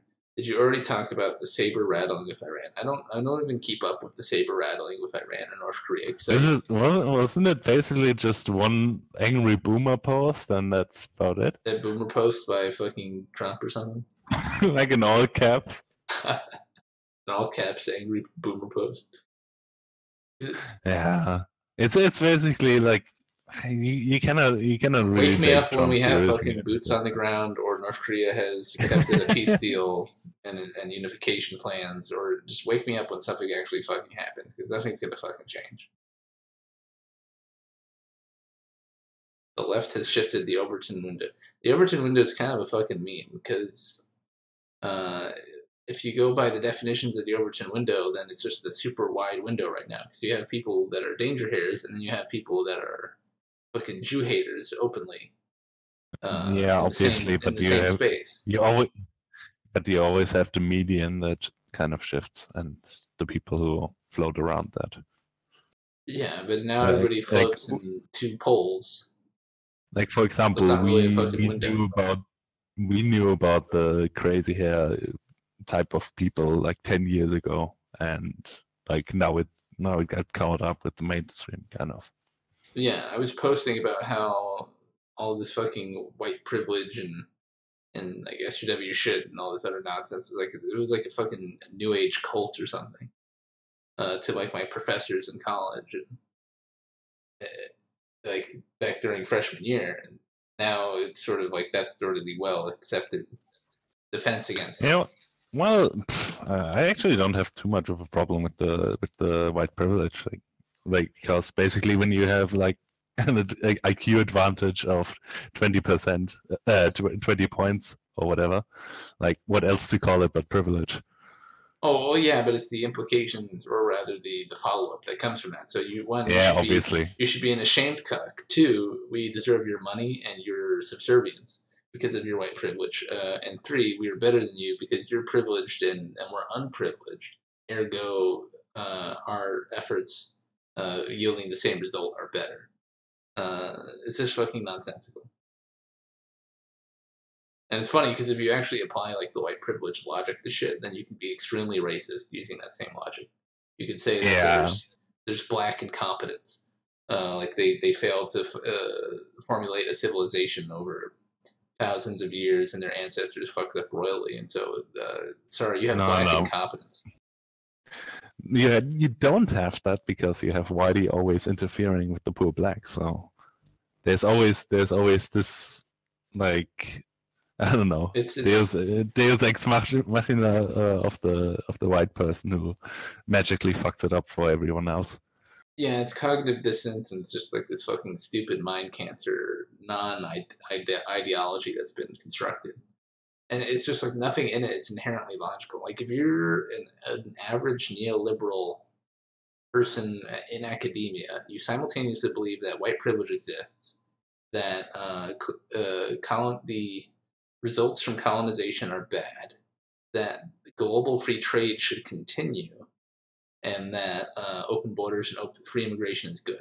And so, like, all four of those statements conflict with each other in very different ways. And it's just like wow. That's why I kind of like the consistent like Nazbol meme or whatever, like way more than the typical full on commies. Yeah, at least they're fucking consistent in being retarded. Yeah, like the Marxist Leninists. Like there's actually a funny bunch of people on Twitter that I see posting. Like at least they are not like, yeah, but the socialism has never been tried and stuff like that, and then they are basically just unapologetic for basically everything. They are basically just like a little more didn't happen. And God, do you ever see? Yeah. How long were you watching BYR? Did you see the episode with Joe the Communist way back when? I think I did. It was like one of the first episodes, like episode 3 or something, or 4. Yeah. But it was the guy who was saying like North Korea would be great to live in, and it's like all propaganda, and that like Stalin literally did nothing wrong. Yeah, actually, this is some interesting theory, like conspiracy theory. Like, what if we actually don't know anything about North Korea and everything is made up and it's just a utopia? Like, I think that's pretty evident from just looking at like the space map of North Korea that it's not a utopia. They just don't need light, man. They just don't need light to function or do anything. They have underground bunkers. No, you're cutting out a bit. Maybe your internet's fluctuating. Oh no. They ain't inventing shit. It's all underground. I think my guest is having internet issues. Oh, it's your shitty mic. Oops. Are we gonna? Okay, there you go. Yeah, it's. I think I paid like $5 or so for that. So makes sense. Yeah. Not. Have you? I don't expect. Have you read the book World War Z? The little Zambi and Apocalypse Bush? No, I only watched the movie, which was pretty The movie shitty. was shitty. Like, One part of the book, so basically the author just goes around every country in the world and writes about like what he would think would happen if the zombies invaded the world. And when he gets to North Korea, he says, okay, so North Korea just like walls itself off and goes completely silent. Everyone goes underground during the zombie outbreak. And so nobody has seen anything happen in North Korea for 20 years after the zombies are dead. And so people are just like wondering whether there's like just like 10 million zombies in like a bunker that the second they open it's just going to invade South Korea like a bunch of zombies, or if they're just hiding under there after the world has ended, all okay, who have avoided the zombie plague. They all starved to death, obviously.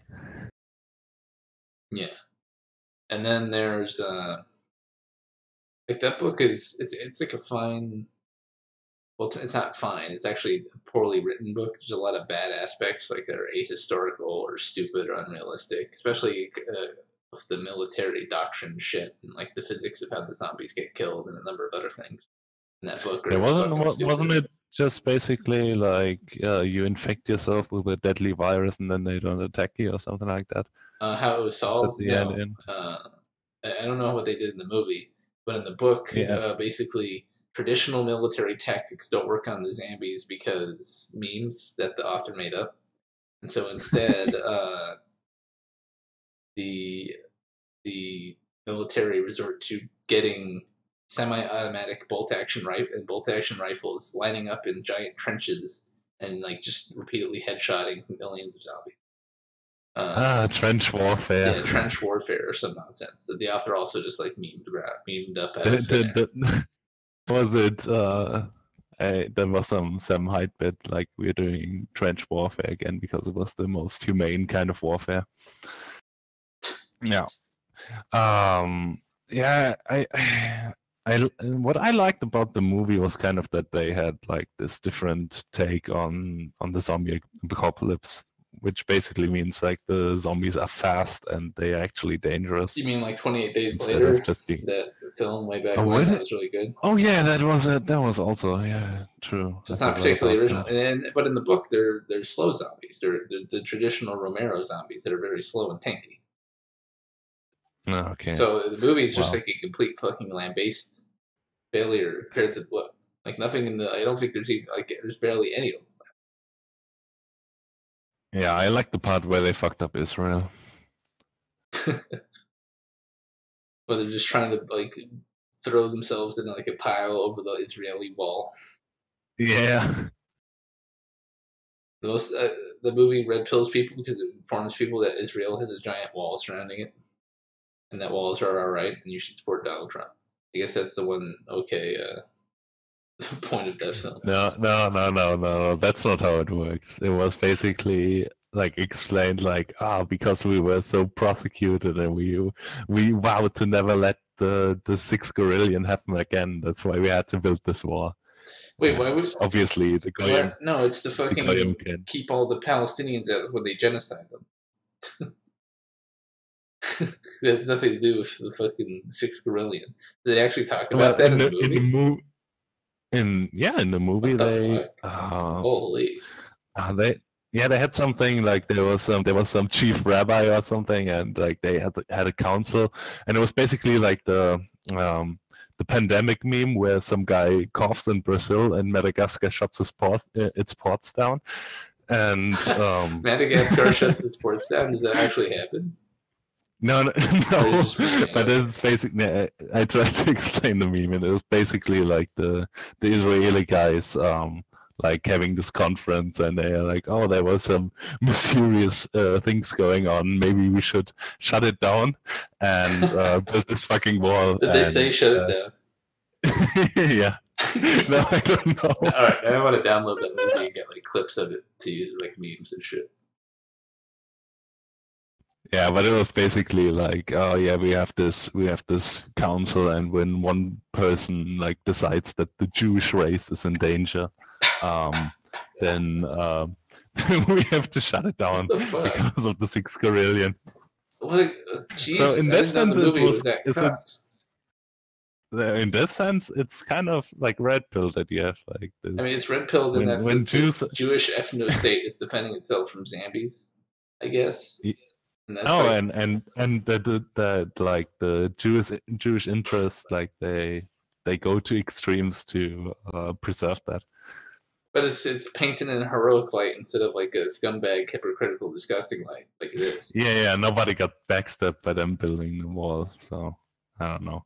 There wasn't like just a bunch of Palestinians like clawing at the wall while getting eaten by zombies.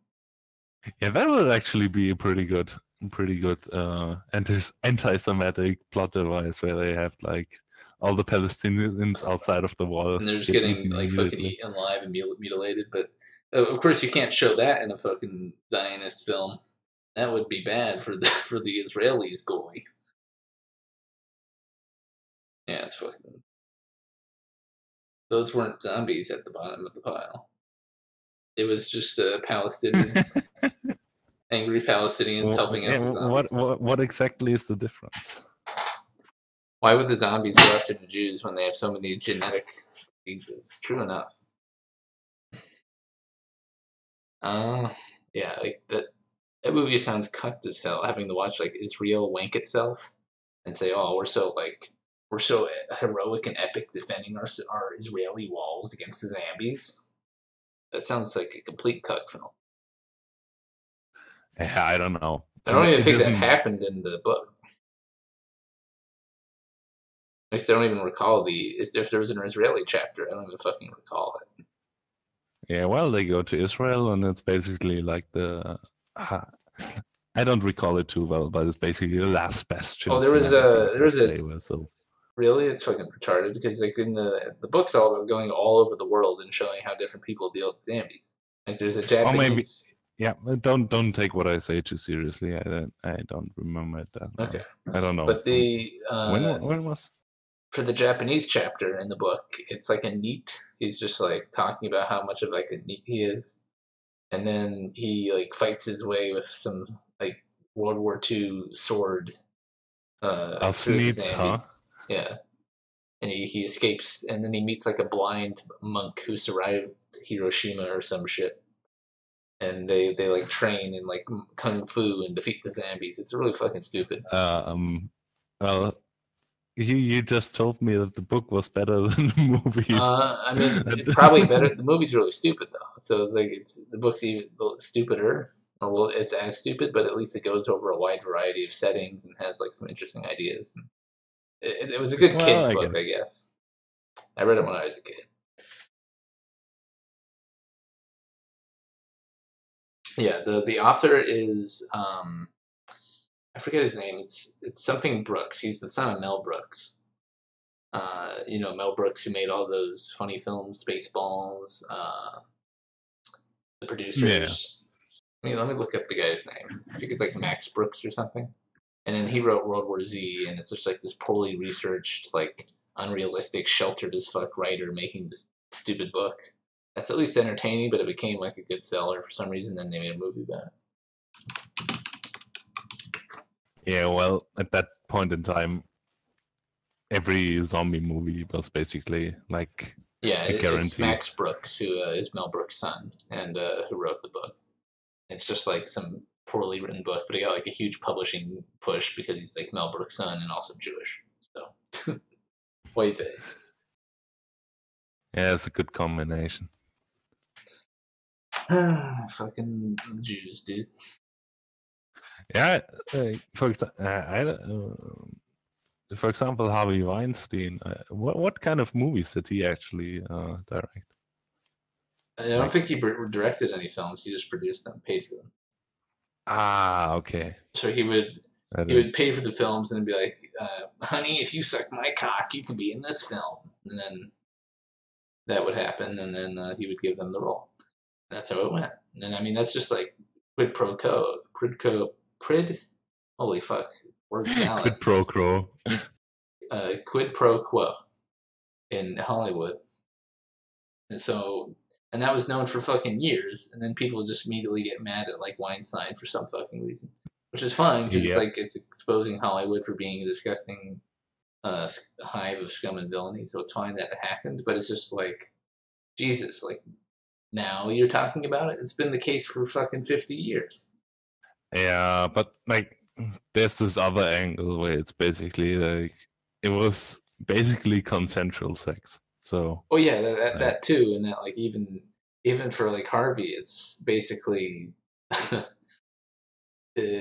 these women are just as at fault for wanting to advance their film careers by like pleasing fat Jewish men with their bodies. Yeah, if everyone would stop doing that, like the free market would sort it out.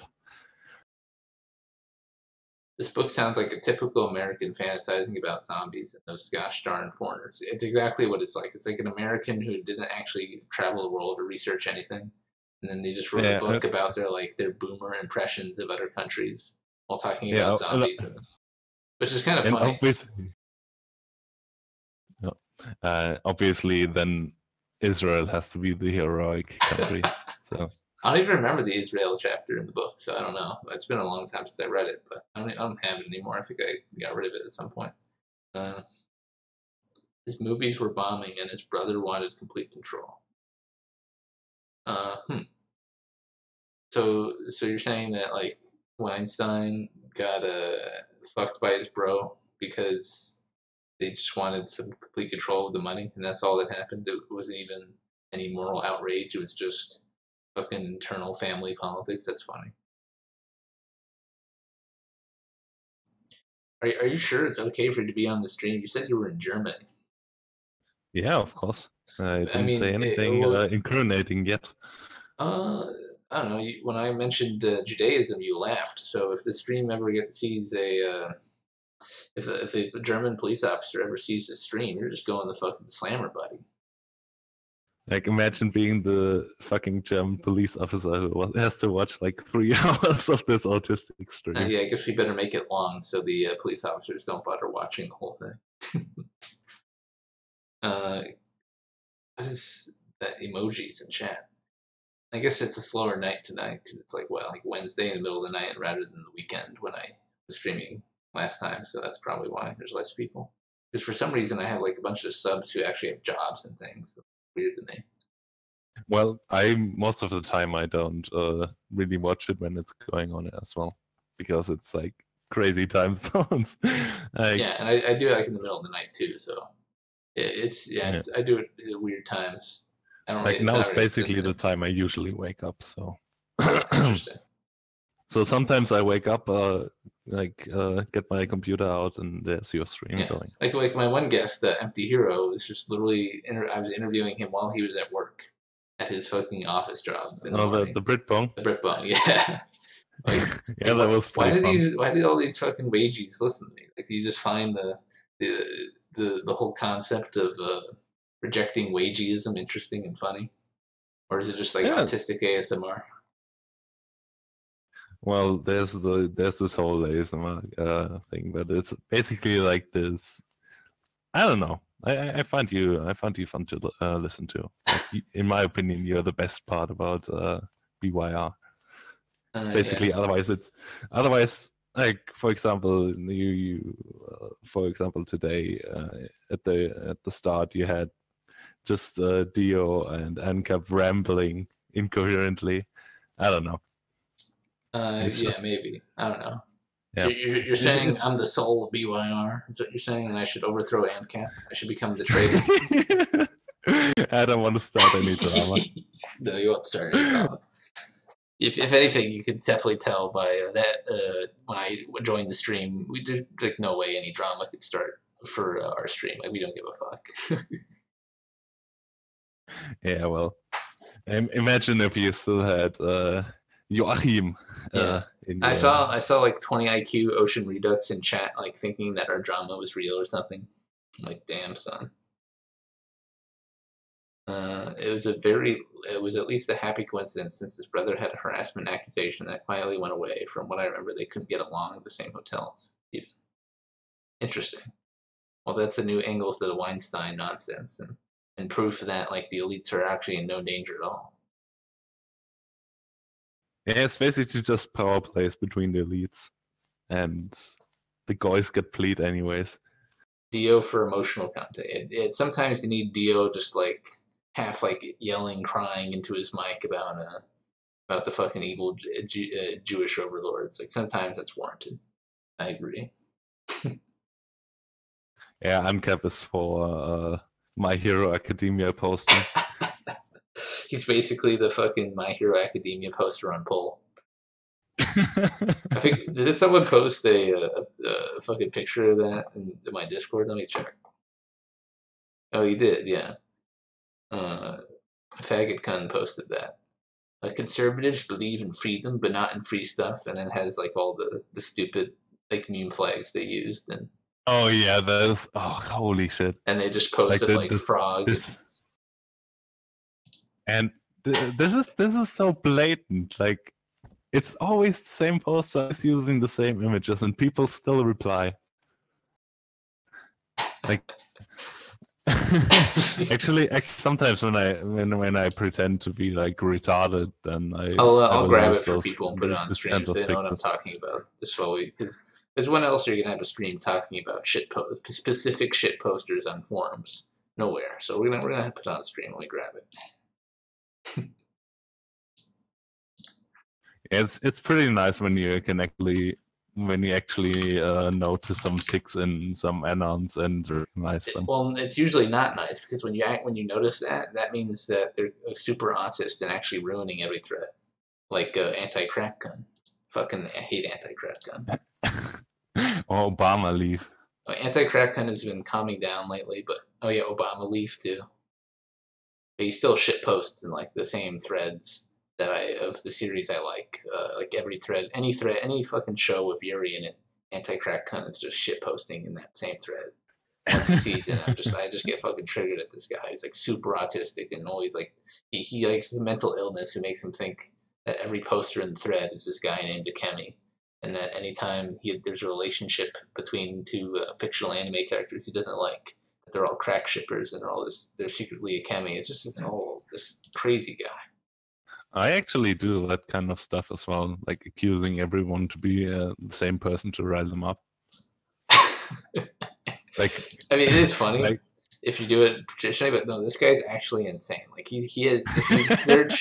If you search exclamation mark Akemi on the A archives, you get like hundreds of thousands of posts made by the same guy.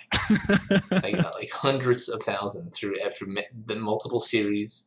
For like over years, this guy is just like insane. Like he actually believes it. All right, so let me just get that. Yeah, it's like this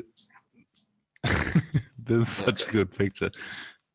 It's like that one guy on, I think it was SP or TV that's like archived and he wrote a diary about some Ziz. Was it Ziz? Some trip fag, or was it a trip fag? No. I think it was a different trip fag. Yeah, I'm not exactly sure. But this is like, and he wrote a whole manifesto, and it's like the most autistic shit you've ever read. It's like Elliot Rodger here, and the Elliot Rodger manifesto was actually pretty funny to read. I mean, it was because of how cringy it was. It was pretty fucking funny. Yeah. So this picture here for the chat, we're just talking about this faggot poster who he posts with like the frog girl. I don't remember the characters from Boku no Hero's names because I don't watch that shitty shonen garbage. So I don't know the names of these characters, but he would just post the Boku no Hero Academia anime avatar picture, and he would use these meme flags, and he would just say things like, conservatives believe in freedom but not free stuff, and other like nonsensical like level 1 bait, and they would just always get replies. Every fucking time. In fact, I'm going to go look right now to see if he has a thread up. And if he is, I'm going to screenshot it and put it on stream. Well, let's see. Scrolling through. I think maybe he's starting less threads lately to avoid attention because people have been shitting on him. I think he wants the attention. Well, I mean, that's true. No, there's no thread up. So, well, okay. So he's I think he's American or Israeli. I don't remember. No, actually, he might be European. I don't know. I remember his flag being revealed at some point as being American. Really? think he always had like the meme flags. Yeah. Like I could post like a Boku no Hero Academia picture together with false this kind of flag shit thread. with my German flag. You want to make a false flag thread right now? And that's the problem, right? Like the only time you can have fun on 4pol is just like pretending to be super shit posters, and then and then lo and behold, there's nothing but shit posts on the board. It depends. Like I know you guys have pretty much given up on it, but I'm still having fun. I mean, sometimes I'll stop by when there's like a crazy current event going on. Just because then, I'll stop by, and then a bunch of other people who are like original posters and quality posters will stop by and have a fun discussion. But like for most of the day, when it's just normal news cycle, no, definitely not going to go on play. Yeah, that's true. Like some of the worst threats are actually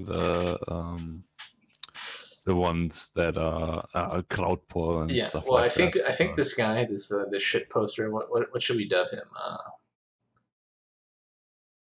Boku no Hero fag.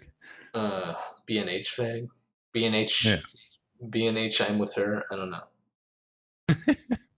Fucking this idiot. I think he actually likes Boku no Hero. I have a good one. Yeah. BN Hill Dog. Oh, BN Hill Dog. That's good. Actually, that's really good.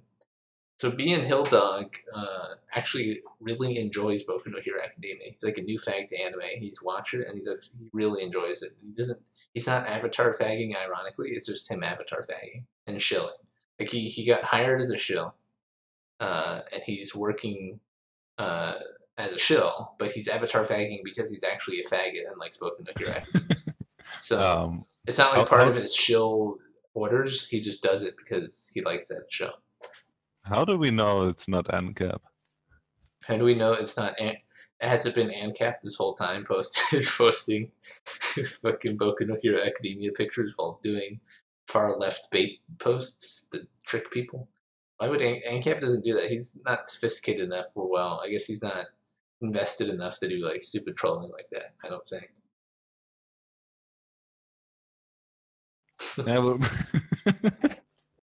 He's unironically irony posting.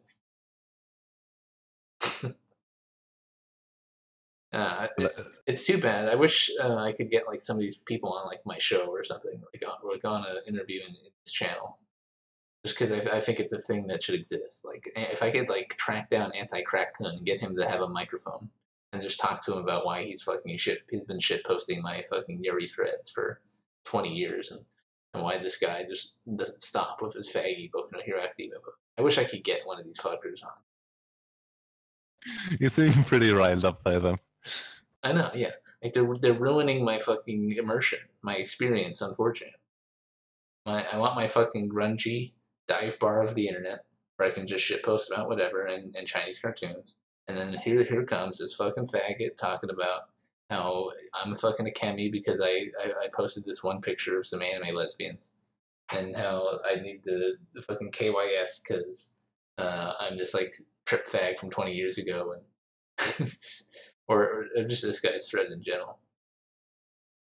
Like, I don't get it. I really like joining in then and calling people like same facts and like being in on it. It's fun. It's fun. You're right. It's funny. It's funny to join in on it, but I don't think you understand the sheer quantity of threads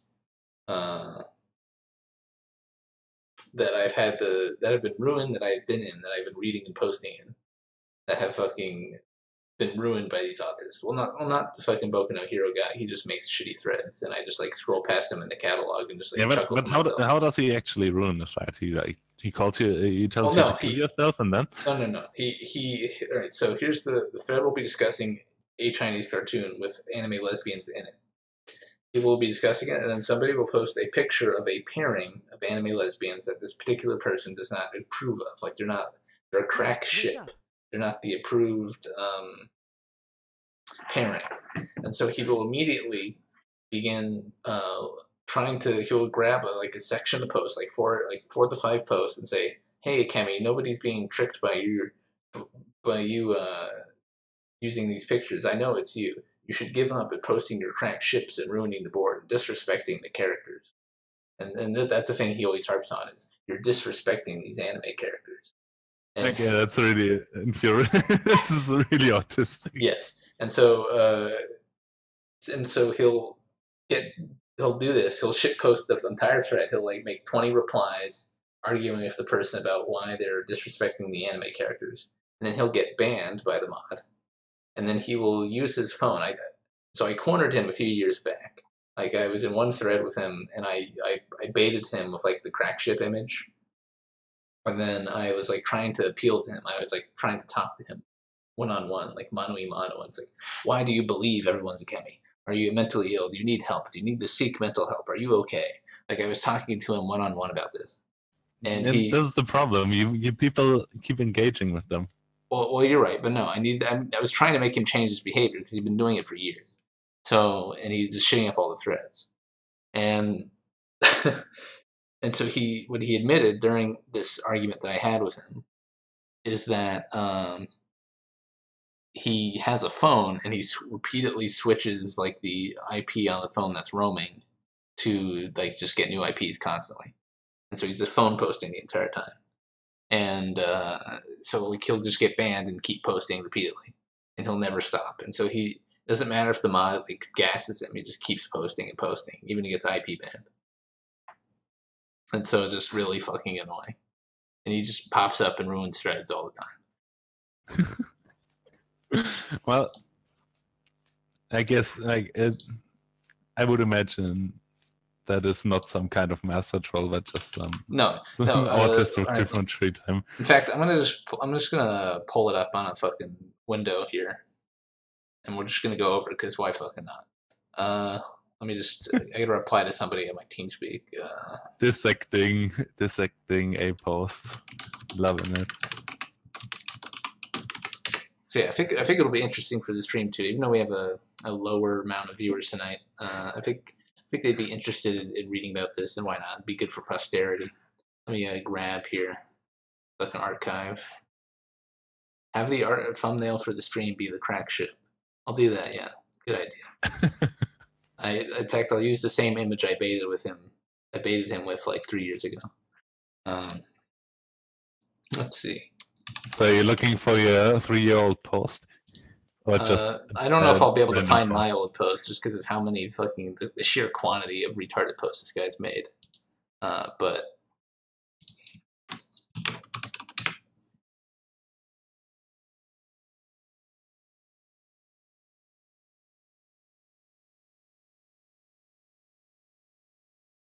okay, let's see. Now I gotta make this a separate window. All right, do this.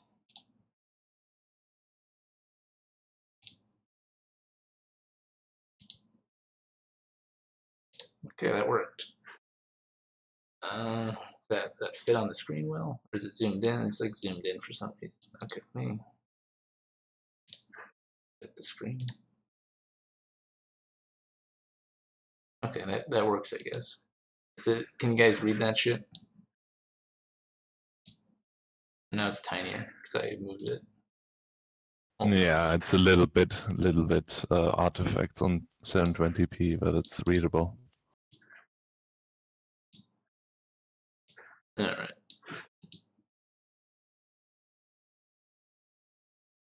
All right, so I searched !Akemi, so this is the trip fag he obsesses over. And so already we see this is the archive. And so on the archive, there's a board called Desu, which is the little archive board where you shitpost just about things on the archive. Nobody uses it.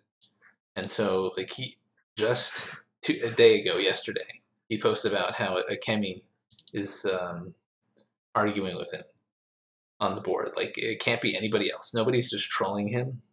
It's Akemi, who has been arguing with him for 8 years. It's the same person. So in this guy, wait, do I understand it correctly? It's the Deso board is a board on Deso Archive, so yes. It's not a. This is So this is him. That was him yesterday posting on the archive board specifically about how this shit poster is fucking with him. Holy shit! And so, in terms of references to this single trip fag, there are 17,992 results. Have you ever? He makes many posts where he doesn't specifically refer to Akemi as well. So this isn't like all his posts. This is just the ones he talks about Akemi in, where people are trolling him with it. All right, so here's an image he posts all the time. So yeah. So like he like tracks down anybody who posts these sorts of images, mainly around Madoka Magica. So he'll find like anybody who posts Homura Kayoko, Homusaya, anyone who posts those pairings, he's like, wow, these persons are all Akemi and shit. But it's really just people trolling him at this point. Like everybody, it's such a well known fact. It's just people trolling him. And he goes in every thread, like even here, he's making like the 4-post argument in the Daisu archive, not even on A. He's making like the same argument he does every fucking time. Does anyone reply him on the archive? Hold on, let me pull up the thread. Okay, I'm going to info dump on exactly who Akemi is. About 5 years ago, when Yuki Yuna anime aired, some guy came here from Reddit because Armadoka made a post about how it always was. The guy came as an insane shit poster, the worst decide he's ever seen. He gave the Madoka threads, and he adopted the trip code. Thus, Akemi was named. Also, the time that Troy became a janitor. Troy is a fanfiction redditor. Eventually, Akemi said some really stupid shit, like how he planned to go to Poland to fuck children, so he could try it out publicly. Madoka threads, and then he told them. So he spams crack, thinking it hurts this Ack person. So this is Ack, and he has this whole lore about Akemi and how evil Akemi is. When he's the shit poster, he's the person who constantly thinks this Akemi person who hasn't trip fagged in years, is constantly posting crack ships. And anytime there's a crack ship in his words, a pairing of lesbian anime characters he doesn't like, he thinks it's this Akemi person. So it's basically like Morpheus on pole. Yeah, it's basically Morpheus posting. Like it's the Morpheus of Yuri. It's basically this guy thinks literally everybody is this fucking Morpheus, and when he talks about crack shipping. So let me see earlier in the thread. Work of volunteers could organized. First, the Akemi and Atta speak. Let's see, what is this thread about? More missing images, more posts. All these 404 errors. That goes down for days. 100-day downtime. How does this thread derail into fucking Akemi? Shitfest caused by the autist in the Ghost A archive. Summer is going to be a lot. Okay, so literally one reply. People are talking about the downtime of the archive, and then this one guy says, "I'm more concerned about this one autist in I'm more concerned about this one autist from A shitposting in the Ghost archive." And then the mods developer says, a task force of volunteers could somehow delete the shitpost of both these lamers without the rest of the Ghost post. Promptly and consistently would be helpful. Maybe it could be a public big data country challenge given the data set. If you can eliminate the shitpost with the amount of false positives. Although I guess one type keeps saying Sean, and to be public to allow inquiry before you data around.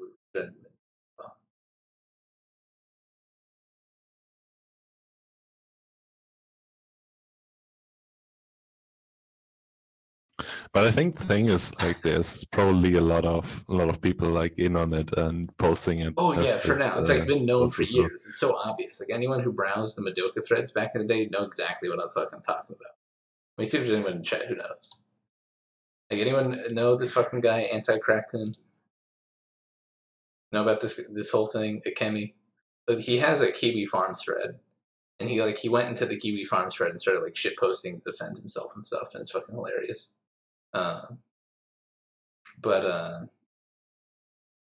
Yeah, he obviously appears in the fucking. Hold on.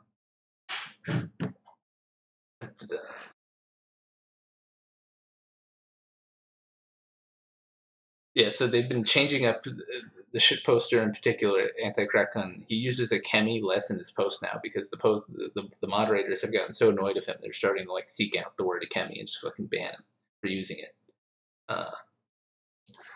And now he's like trying to use like a doc's name like Sean or something. And then Anti-Kraken shows up and starts shit posting about it in the fucking Daisy thread. All right, but this is beside the point. Let me find like an average. See, look at this. He's claiming this poster. He's claiming all these people are fucking Akemi. I guess I should be a little careful though, because I might accidentally show pornography on stream. Gotta be a little careful. People are pretty fast and loose with the images they post on A. Let's see. All three of the posts are made by the same person, and no, you lose. Okay, so here's a thread where literally 2 days ago, just fucking 2 days ago, not even that long ago. So people are. Is this what thread is this? All right, this is a Madoka thread, just average Madoka thread. Things are going along. All right, so literally, post 1, 2, 3, 4, 5, 6. Post 7. Someone posts a Homusaya image, just an image of these two anime girls being lesbianic. Homura is for Sayaka. That's all the post says. And already it has 5 replies. It has a few replies, and then here he is. Here's Anti-Kraken. I can immediately tell because. So he thinks everyone who replied to it is Akemi using VPNs. How the fuck did you end up? This is insane. Seriously, what the hell is wrong with you? So then he's replying with more stuff and referring to like int threads and things. And now he's complaining about crack shipping again and reposting it. Well, this sounds really fun. I think I will go into be my guest and go and try and find this guy. No. Like, it's so easy. I'm going to accuse everyone of being like a Jeff bag. What? I'm going to accuse everyone of being Jeff. So wait, on poll? Don't do that. No, not on poll. On the Madoka threads. You're going to accuse them of being me? Why? Yes. Don't do that. Stop. No, I don't get it. Does anyone even know you? I don't know. No, but they would, and then I'd be known for shitting at Madoka threads. And I don't want to be known in the same sentence as Anti-Kraken, so don't do that. No, I won't. Okay. It was just a prank. Merely jesting. All right, so someone else, or maybe the same person, posted another image with Homusaya. And other people are just replying to it because they know it sets the guy off. Like people are just replying, and then here's Anti-Kraken trying to say it's like same fagging. Oh, hey, look at that! Look at that fucking shit. This is an Anti-Kraken post in a nutshell. It just says mass reply walls and says it's fucking disgusting how the mod is more damaged to this board than anything else. XD, I said Lamouse, that makes me look like someone different. I say false flags of Homado, so I win. I hope you realize literally everyone hates you and no one wants you alive. The fact that you try to pretend that only one person has a problem with you and you've been banned multiple times recently for evasion and other forms of shitposting outright proves you were wrong. And of course, how cancer like you used to be banned on site. You're also the only person who should post like this. Where you go dirt or let me dirt. No one actually believes you and you can prove you're not lying.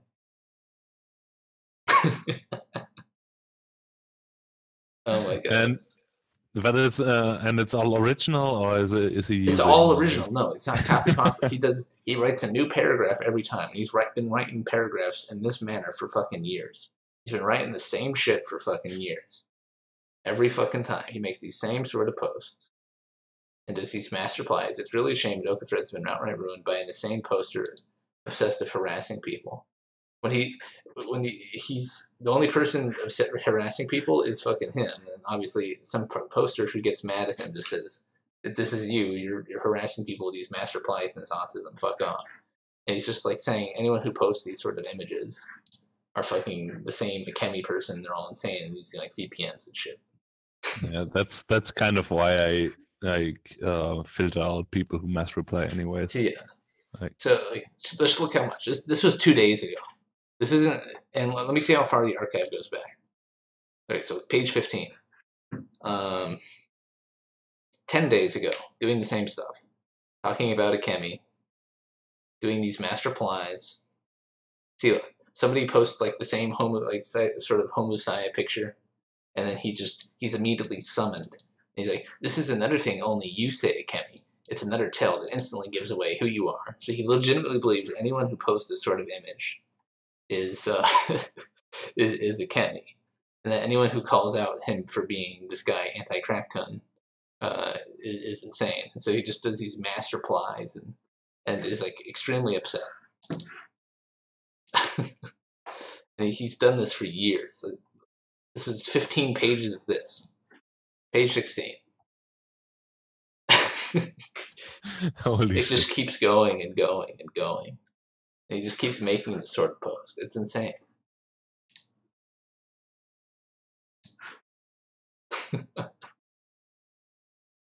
Yeah, like I've never seen anything. I've never seen any autism as pure as this. This is pure autism. But this guy is only on the America thread, so is he also? He posts on You as well, obviously, on the Yuri board, and he also posts on various websites about this shit as well. But mainly the only thing why I know of him and why I fucking hate his guts is because he posts in fucking A, which is the main board I fucking browse all the time.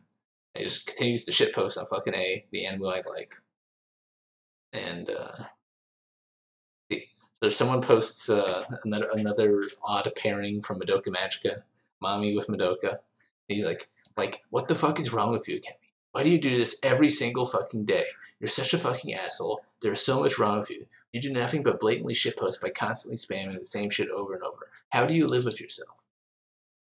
And he just does this every fucking day in and day out. He's done this for the last 10 days.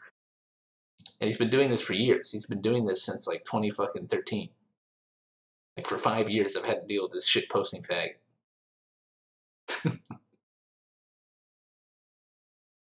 Here's him trying to reply to somebody he's calling who calls him out for being anti-crack kun and mentally ill. And he's like, you calling me anti-crack kun? You're saying that I'm autistic and mentally ill? I guess you're a Kemi. Laugh at him. And he's just completely insane. And I think that's enough of that. It's just fucking crazy. Yeah. I don't know. It could be some elaborate troll. I'm not entirely. It's not convinced. elaborate troll. It's been going on for 5 fucking years, my man. 5 fucking years. It's a masterpiece. He's actually schizophrenic. The man is legitimately schizophrenic.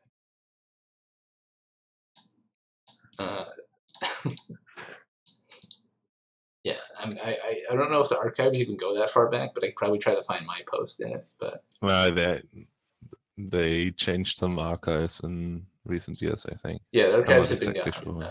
I think around the time where, remember the April Fool's event? Yeah, that was great. Where it was Spa. Emil Paul. Yeah. So when Spa came around, it was like an excuse for everyone to shitpost and see everybody's flags. And so I found anti-crack kun in a Gabriel dropout thread in Spa, and I confronted him. I was using the same crack ship image. And I was trying to confront him while it was Spa and try to like drag him out into the open, and get his like actual IP and stuff. And then I got banned for it because I was just like trying to egg him on and get like a reaction out of him. But then I appealed it and I got unbanned pretty quickly. So what? He's American, or I think he's American. I don't remember exactly. It's not like I took screenshots. I was just trying to talk to the guy to make him stop. I was just trying to make him fucking stop posting, but he just continues to post. Like you cannot discuss Madoka Magica on 4chan anymore because the second you do, that guy will show up. Either that guy will show up or anybody will just have like a giggle, post that image, and that guy will show up immediately. Like you could summon him easily. Just go in a thread and post that sort of image, and he'll just fucking show up. He'll be there. Well, that's kind of like the Finn Knight on Paul. Yeah. Do you remember that? Exactly. But it's even worse. He's been doing it for 5 years, and he's Yeah. fucking super autistic. And he does it not even just Madoka. He does it in fucking Yuki Yuna, fucking what's the other show? Gabriel Dropout. Any show he watches, he happens to have like mildly similar taste as me in terms of like Yuri anime. And he just fucking shows up and shit posts. I'm like, fucking stop, go away, please, because like he gets banned, but he just changes his IP constantly. He can use the shit post, so it doesn't matter. Like it's always shitting up the thread.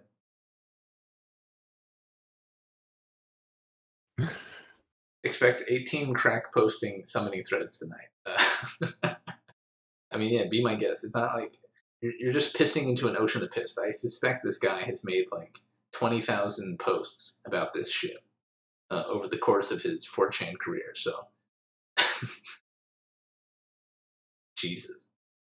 Be my guest, make a Madoka thread, go on the thread, post like Homu Saya or fucking Homu Kayoko, and this guy will show up and he'll start shit talking you and say you're a Kemi. Hello, whoever joined chat. Shivers. Who says hello when they join the stream chat? That's kind of strange. It's just polite. It's very polite. Oh, hello, I've joined your stream chat. Tarry to you, good sir. My fellow gentle sir.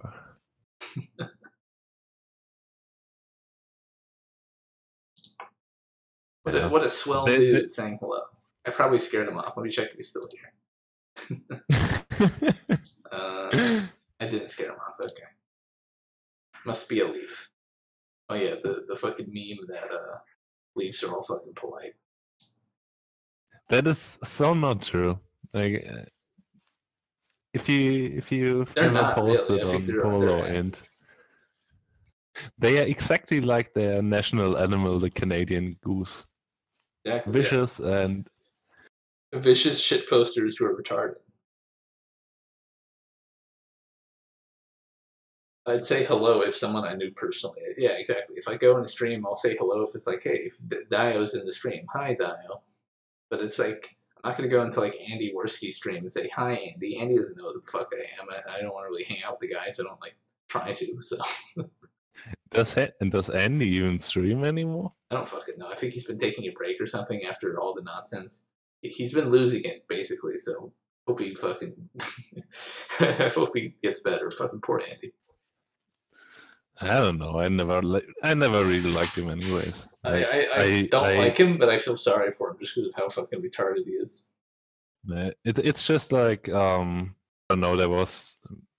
Before that whole crowd drama was going on, there were some posts about Rage After Storm and how they bullied her and like really stupid stuff, and they were posting that video of Jeff Holiday and all those kinds of faggots, and I was just thinking, this is literally Reddit the stream.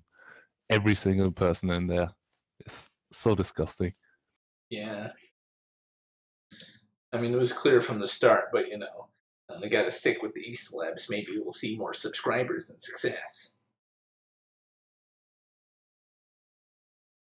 I was the only one who didn't sell out. The only one who wanted to try to keep it true. Yeah, well, Jeff did some classic autism posting and like yesterday or the day before yesterday, basically just like explaining some biological concepts again and stuff like that. That's actually what I liked about him. So maybe he JF did break down basically. And what? JF did have like basically a meltdown at one stream, but how is he doing? He's doing okay now, right? Yeah. Or he's basically doing the same shit. Well, he was basically like super autistic and accused everyone of being like some controlled opposition and like, I don't know, spamming his comment sections. And what I don't get about all these people, Exigent Time, is like their first instinct, like Tonka, Joaquin, is to fucking run ops. Like their first instinct, the first thing they do, run ops. Fucking gather people's information, try to like backstab people, get like the one up on them, do these little fucking like striking campaigns. Like it's like the first thing they do. Like why? What are you doing? Stop. Just fucking host a YouTube channel. Yeah, it's a like that is the that's kind of the old 4chan philosophy. Not your fucking personal army. Do you, like this is like back in the days when people were like asking for people to gather information or something, and without like some good cause, you just tell them to fuck off. Yeah. Like, you know, of course you had like autistic shit like Project Chanology and stuff like that, but I don't know. Was better back in the days.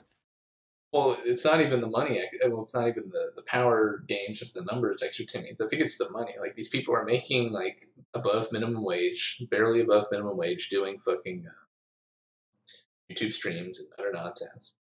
And then Actually, some of them make decent money, but it's not steady at all. And it, if you, like, really calculate it out, like, the average, like, Sargon makes, like, what? How much money does Sargon make, do you think?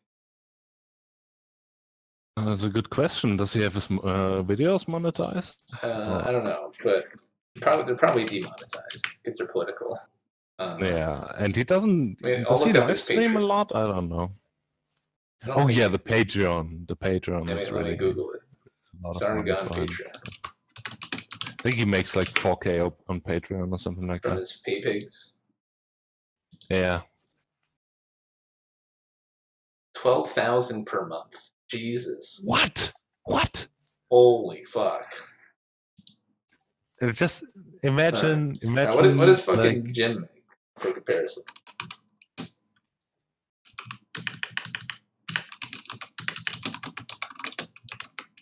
You guys like my typing ASMR? yes, very nice. I need to get a better mic. It'll probably be like one of my first purchases when I finally get a job soon when we move and shit. All right, so Jim only makes 3K per month. So wait a minute, is this? Oh, I think he lost some. 3.3. 3,373. At some point. Maybe he lost some fucking fans. That's funny. Anyway, so I guess this would, if you're a liberalist, then you might say, oh, Mr. Medicare is just jealous at the money success of Sargon. He wishes he could have that kind of money. Yeah. Well, and I think Mr. Medicare Jim could if he fucking just made more videos and actually gave a fucking shit. Oh, he doesn't have to make videos. He just has to do live streams. Well, yeah, now he figured out all he has to do is stream, and people will just pay pig for him endlessly for some fucking. Yeah. I think that's why he didn't want to rock the boat with a Tonka and stuff, because a lot of the Tonka audience are like weird ass, goofy pay pig retards, and he just wants their money. Yeah, I think he at some point he just accepted that his audience is Reddit and embraced it. I don't know. Yeah. The thing is, I like Medical when he's like on the stream and talking to people, but on his own, it's just I don't know. Yeah, I can't watch it. 12K a month for what? Imagine giving shekels to Sargon. What did you get for? Let's see his fucking tiers here. And imagine making less money than Sargon and thinking that this guy deserves your money. Like, for what reason? He has 12K a month. That should be. So Jim makes a little bit above a minimum wage job doing it. Sargon makes like about what an engineer would make doing it. More like the usual engineer makes like. You still have to pay taxes on. Yeah. I'll pull it up. I'll pull it up so you can. No, there's only 2 tiers. Never mind. The fuck. So you're either a medic. You can be a medic, like the fucking Greeks. You're promoted to medic in my Discord server for $5. This means you can join research hangouts. Message me more easily. Do some general shit posting and chat with folks. And then so he gets people to pay him to do his work for him. yeah, you can do. Yeah, wait a minute. You have a fucking section. That's a great idea, Sargon. Wait a minute. I should do that for fucking The my absolute Discord. state. I should make a fucking research panel in my Discord and have like, okay, I need this like clip from this anime and such. Please get it and give it to me in MP4 format. Yeah, but like a research Discord totally won't evolve in like doxing operations. Oh yeah. All right, and then for $20 of you become an Athenian. You are promoted to Athenian in my Discord server. This means you can join Patreon live streams, research hangouts, message me more easily. So it's the same, but you just get a bigger Discord, a fucking bigger Discord check, and then you can go to Patreon live streams. What the fuck? Why would you pay for this? You're paying for Discord ranks to hang out with a fucking stupid fat British guy who doesn't know shit about anything and just likes playing Ark Survival. I'm not jealous. I'm just fucking confused. I'm amazed. No, yeah, like, wow. I mean, I'm amazed because it's like fucking Jake Paul. I can understand people paying Jake Paul because he's like this retarded materialist idiot who like just raps and flaunts his money and music and shit. And so people are like, oh, good, like they'll be like to be like Jake Paul. But fucking Sargon, who wants to be like Sargon? I understand why Mr. Metaker has audience. I know basically probably all of Mr. Metaker fans want to be like Mr. Metaker. They wish they were this like cool, edgy internet guy that could like fucking just like brush aside people with their single word and be like the master troll.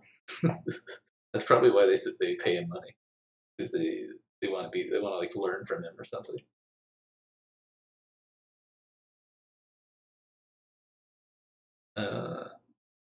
Come on, buddy, fill the dead air. Don't make me. Wait, my microphone was acting up again. Oh, sorry. Yes. Do I need to open up a fucking slot in the channel? No, it's all right. It's all right.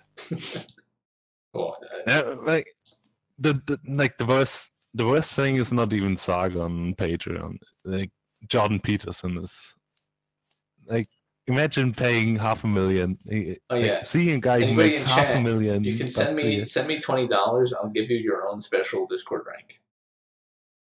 Like, I'll name it whatever you want. You can have whatever Discord rank you want. Like, that's what it is. It's fucking retarded, dude.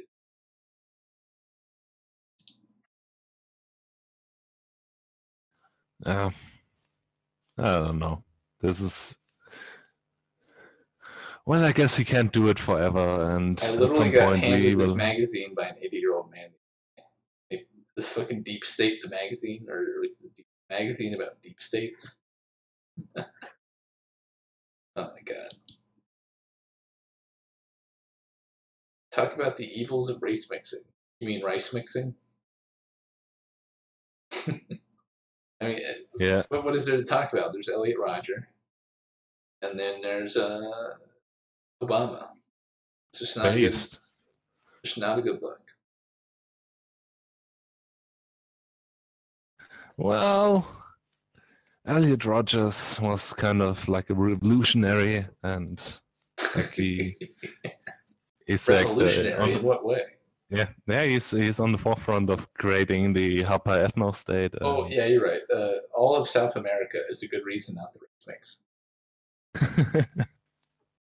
Like, just look at fucking Brazil. Yeah, but it's probably better than the native population. I mean, mildly, but not even. Like, one of my friends was talking about this earlier. So, for the average like Hispanic person, the mestizo, like the native genetics, is only about like 10 to 15%. And what that means is like those must really fucking tank your IQ. Like those Native American genes, they must just fucking cut your IQ. They must make you a complete retard for all Hispanics to end up like. I don't know. Are they even that low? They are like in the 90s, right? I mean, yeah, but being all in the 90s is rough. It's fucking rough for you. Yeah, I guess. Like, I've met a It's lot of the- people it's the through my Aztec life, blood. but I've never actually met like a really smart Hispanic person. I've met like I'm just trying to recall a time where I've met like a really smart Hispanic person. I cannot recall a time. I've met smart black people who are like basically like completely gentrified, but I've never met like a smart Hispanic person.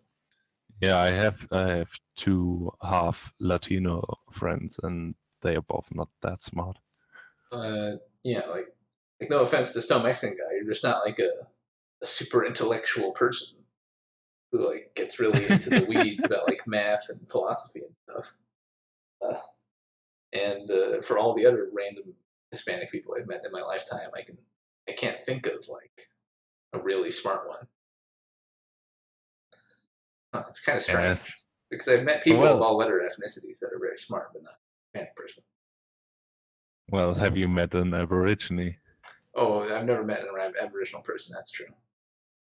Yeah, me neither. I kind of want to meet them at some point, but I guess the only Aborigines, like the pure-blooded Aborigines, just stay in Australia. So yeah, I think that gives a little credence to my my friend's hypothesis that the mestizo genes just really fuck with your intelligence because if only 15% like tanks Hispanics to that level, damn son. Yeah, just like your observance of what kind of anime they watch is already enough. You like when I talk about how mixed race and spit people only are the main consumers of harem trash and shonen anime? Yes, and it's completely true. It is completely true.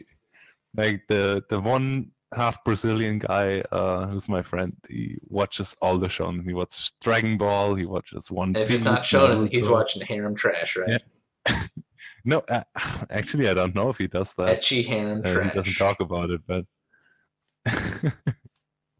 they're watching To Love Ru. They're watching fucking all Sword Art Online, all the harem trash. Oh god, yeah, like Sword Art Online was also. I actually managed to watch the both. New IQ test proposal: was Gate a good anime? The answer is no. Hey, I like Gate. At least the premise. I like the premise, but it's just like it's too full of fucking Japan fan waking. Like it's basically Japanese military folded over 10,000 times despite never being in a conflict for the last 20 years and then being able to beat all the other militaries in the world. And it's just fucking okay. Well, they fucked up China and Korea majorly, so. I have to remember the conquistadors weren't the best and brightest, so the Spics have got shit genes on both sides. That's kind of true. And the missionaries and conquistadors were usually the people who wanted to take a dangerous boat trip with terrible technology across the sea. So you're probably not like the most rich and best people from Spanish society. And Spanish society themselves got paused by like the Muslim invasions, so like Spain in general didn't have like the best gene pool. What really irks me is the fucking in history class and like history discussions in general. It's like nobody talks about like fucking Muslim imperialism, which is fucking crazy to me. Yeah, it's like okay, so the fucking religion's founded in like 400 AD or around that time, 300 400 AD, and then like it just expands out of Saudi Arabia to all these countries and just like fucks up shit and destroys all these peoples and countries. And instead of being like, oh, this is like the dark ages of this evil colonialist religion, nobody fucking mentions it. Like, what? You just fucking forget. To be fair, like the history class that I enjoyed in Germany were mostly focused on early German history and, Second World War. So, I don't know. That probably had to do with it. Like we didn't learn anything about the Crusades or stuff like that, so it wasn't like one-sided that they conveniently left the. Well, no, when you conveniently leave out the that period between early German and Second World War, you leave out period of when the German nation was actually a country and had like culture and stuff. Yeah, no, that was actually not left out. Like, So like when did they end it? Like HRE breaking up? oh, it's They talk about Prussia. yeah. Well, yeah, the Holy Roman Empire breaking up, like Barbarossa, and holy shit. Basically, I'm not a huge history Not guy, a history buff. That's to be fine. honest. So, no, all I know about history is that we wasted 6 Gorillion Jews, and we should be ashamed for that. Good. That's what you're supposed to know, German goy. In American history, it's basically you learn all the early history stuff, and I gotta end this stream soon because my internet friends want to watch fucking anime with me. Fuck, I forgot. Hold on, let me just fucking mute myself here. Or wait, no, what should I do? I'll just type in text.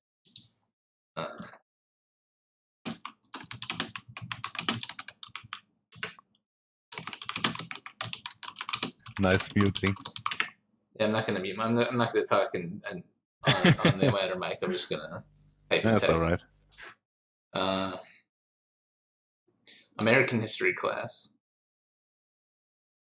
is you go over the founding of the nation, obviously, because it's like such a great story to make everyone patriotic and nationalistic. So you go over the Revolutionary War and founding fathers and all that nonsense, and then you basically go over, depending on what state you live in, you'll go over the frontier. And if you take a more advanced history class, you'll go over the 1800s more in depth. And then, but otherwise, you skim over the 1800s. You go about like the exploration, Louisiana Purchase, Industrial Revolution. You go over the basic stuff. This is like elementary history class. And then there's also state history, which is at least interesting. Like you learn about your local state's history, and it's like political foundations, and that's usually where you get a lot of your 1800s, like early West stuff, is when you go over your local history. And then you immediately skip to World War I. So, or no, you go over the Civil War, obviously, as well. You talk about the Civil War, and you get the paused narrative of like, oh, it was about slavery, and it wasn't about self-determination of states. And they'll tell you that, and then you go to First World War. Like you skim over the 1920s. And the only mention of the 1920s is it was very booming. They don't talk about any of like the changes going on in that time, and then they skip you to World War One and then World War Two. Yeah, that's kind of the same in Germany. Like they conveniently skip how the Weimar period and well, they have the November Revolution and this communist Jewish backed intervention basically in Germany, but they don't really. I think we didn't really. The teacher didn't really call it out for what it was actually. So it was basically, well, that happened, and now we somehow got into World War II. Yeah. So generally, they just give you a brief overview of events, so you're not a retard and you kind of know what happened back then, but you're not. They don't give you like the detailed like political machinations or the reasonings or anything actually useful, which is normal for history class. That's paused, but the sort of the mechanism behind why they don't talk about like things like the Reconstruction being fucking terrible, or things like how much the federal government changed and increased in evilness and power since the Civil War and such. They don't talk about that at all. And then they'll skip you to World War II, and then World War II is the founding myth of Western society. It's sort of it's just like history before World War II is ancient history, basically. Like there is no history before World War II. Yeah, that's somehow how you rationalize everything that is basically going on right now. Yeah, and I gotta turn down my TeamSpeak sound because I'm beeping so stream. Okay, there we go. So, and like the World War, what exactly, like what kind of battles and stuff like that did you learn about in school? More about the Pacific Theater, or basically just D-Day and Pearl Harbor? So they just teach you D-Day and Pearl Harbor. It's basically just D-Day, Pearl Harbor, and then they briefly mention like how the other countries in the war were fighting, and then they go to the Holocaust. So despite it being like basically a tertiary point of the war, it's like not even related to America really. You get like a whole fucking few weeks on the Holocaust. You get to read the fucking book at night. Yeah, that's actually pretty crazy. I think Americans get way more pass on the Holocaust than Germans. Yeah, it's because we're ruled by fucking Zionists and Zionists control our fucking I never had to visit a concentration camp in my life. And I don't know. It's all the stories we get of fucking you having Holocaust to visit survivor speakers, and we don't have to visit a museum or anything, but we have to watch like documentaries or like Schindler's List or whatever the fuck. So. Yeah, well, we watch documentaries as well. But you're soon getting your first Holocaust holograms, and yeah, that's pretty epic. And they obviously they're telling it to these kids, so they scare them and make them think Nazis are evil. And it's just like after that, like history matters less. Then they briefly skim over fucking like the 50s. They don't even talk about anything good that happened in the 50s. And they talk about Nixon and how evil Nixon was.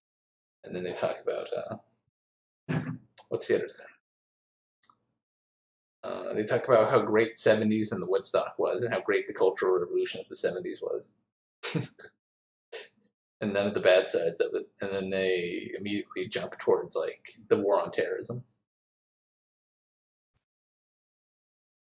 So you like the JFK. JFK doesn't even get covered. He gets mentioned. Kennedy doesn't even get covered. He's fucking mentioned. They don't actually cover Kennedy. Yeah, that was also just actually most people in high school don't even learn about like things like the Bay Pigs. Like they won't even talk about the Bay Pigs. Or if they talk about the Cold War, they'll talk about it like briefly.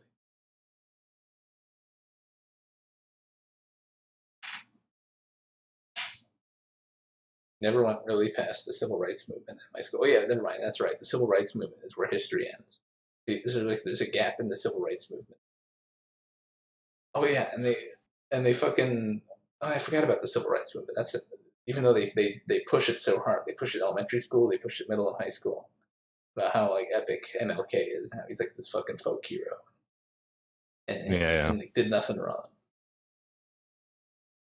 And it's basically they push this narrative of like you are this little protester who's progressing society towards a better thing, so we don't have to deal with World War II again, and you should feel proud for our nation, which has progressed, and how the government's helping all these people. And it's basically this extremely pro-government, extremely pro-civil disobedience in a very specific way. They're towards a very specific goal. I don't know how pro-government like this. Actually, the narrative in that is. Well, yeah, in the U.S. it's very pro-government. No, I mean like I don't exactly see the pro-government angle in the civil rights. Was basically just wasn't it against the civil rights government? Well, yeah, you're right. The civil rights movement isn't pro-government; it's pro the new government. The new government, which gave them the civil rights and such. And so your political participation in society is supposed to be so someone's going to be being pressed in such a way, in this sort of manner, this sort of cartoonish manner that gets depicted, and then you go march, and then this is how you live in a legitimate democracy and society, which is not true. Like these things happen because the leaders want it for one reason or another. It doesn't happen because people march in the street. I don't know. I don't know how much, for example, the leaders in the French Revolution wanted that to happen, but I don't know. I mean, yeah, that is arguable, but I mean more so once there's an established society, not in like the throes of a violent starvation revolution, which is like the special time where things go crazy. I'm talking about more like an established society. It's always the elite making like feminism. That's because corporations benefit from it. desegregation, it's because more consumption and a new voting bloc for the Democrat.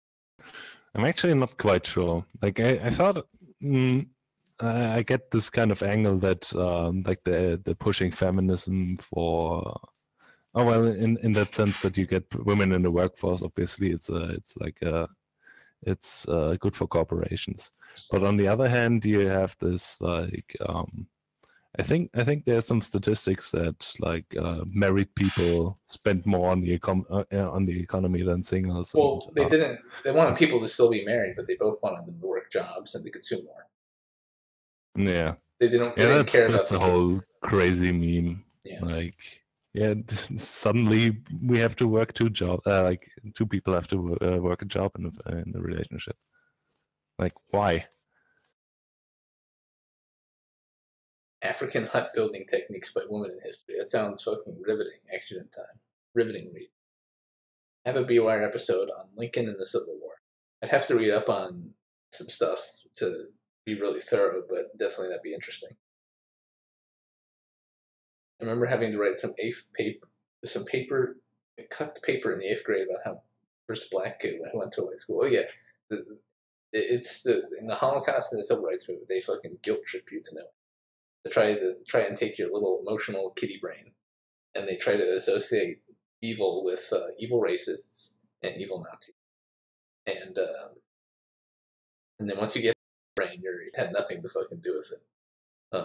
It sort of like defines our morality. It's fucking stupid.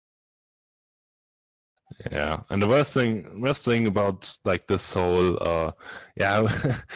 your ancestors fought against the Nazis, and yeah, that's why you should fight against the evil Nazis now. No, it's like the narrative is like, yeah, so now you should fight against these evil Nazis that we tell you that they are.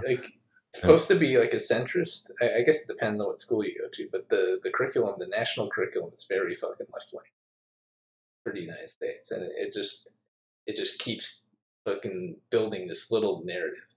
And like this is what the conservatives believe in this narrative too, and that's why they're so cocked, because they believe in this same narrative of like giving these like these advances in air quotes of like civil liberties is the progression of society, and we both Republican and Democrat should agree with this. This is a progression in society. It is a just and moral thing that leads to nothing but benefit and helpfulness.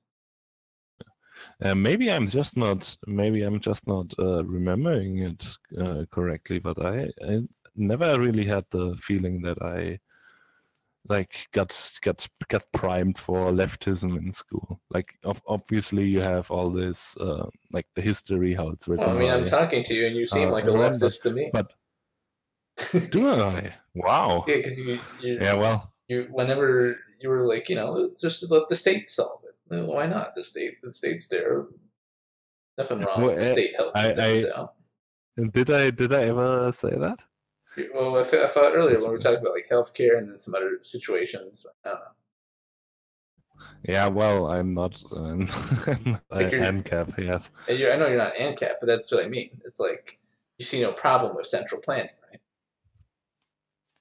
Yeah, not necessarily. That's true. But this is depending on what you mean by leftist. Like, there's also always this social component and the economical component, kind of like this stupid meme of like. Right, but did you have to learn about like, socially liberal, but gays and shit in your school? No, we didn't. That's like this whole like the socially leftist positions. I don't really remember being too much indoctrinated by that.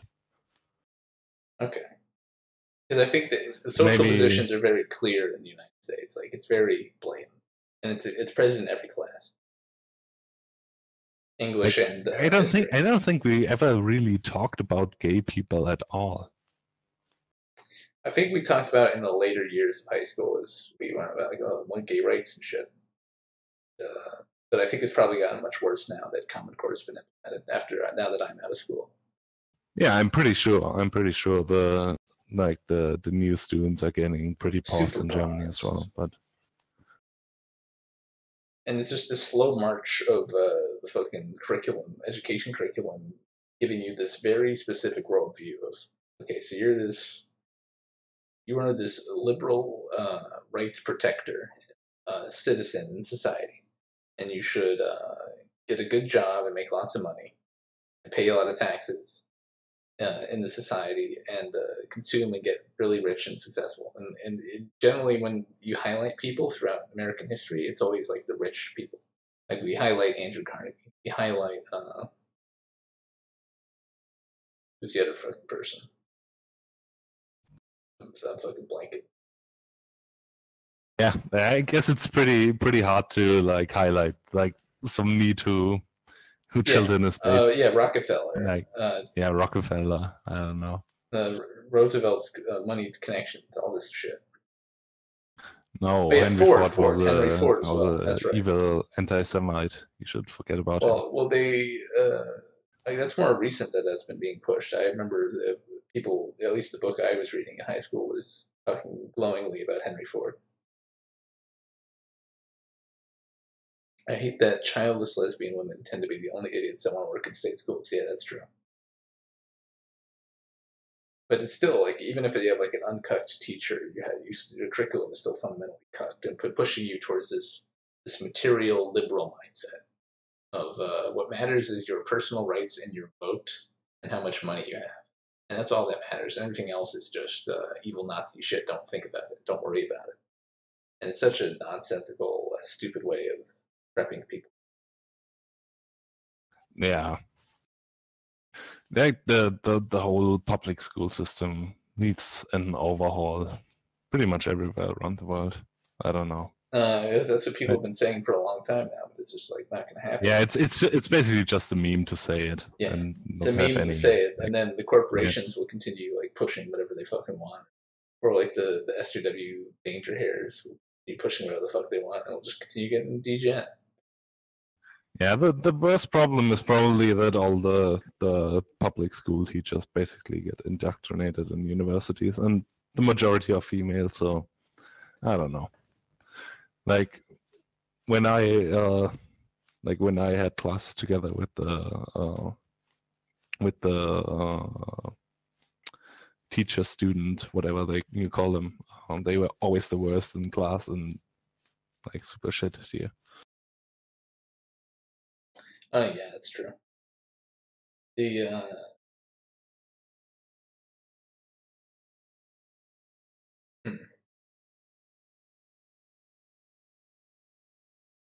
I think I should probably end the stream soon because my voice is going. Yeah, sure. I'm getting some kind of tired as well. Like, were you staying up through the night, or? Yeah. That's basically like I'm awake for 24 hours now. Oh, no, sorry about that, man. All right, don't let you No problem. No problem. Thanks for tuning in. This is a bit of a shorter episode, 3 hours of Anon of the Week. We discussed some American stuff, some European history, European politics. Discussed some animu, less animu than usual, but whatever. And then some current events. Thanks for tuning in. It's been another episode of Anon of the Week. I have a video that I had basically done. I just got to do some picture editing. Another one of those rambling videos. I'll probably release it tomorrow, I guess. I might as well just release it tomorrow at this point. And to spread out the content, I guess. And I'll try to work on an anime video for this week as well, if I can get it done in time. But I'll be like moving and stuff, so it might be a little rough. Voice is just leaving me. All right, yeah, thanks for tuning in. See you around. Yeah, see ya.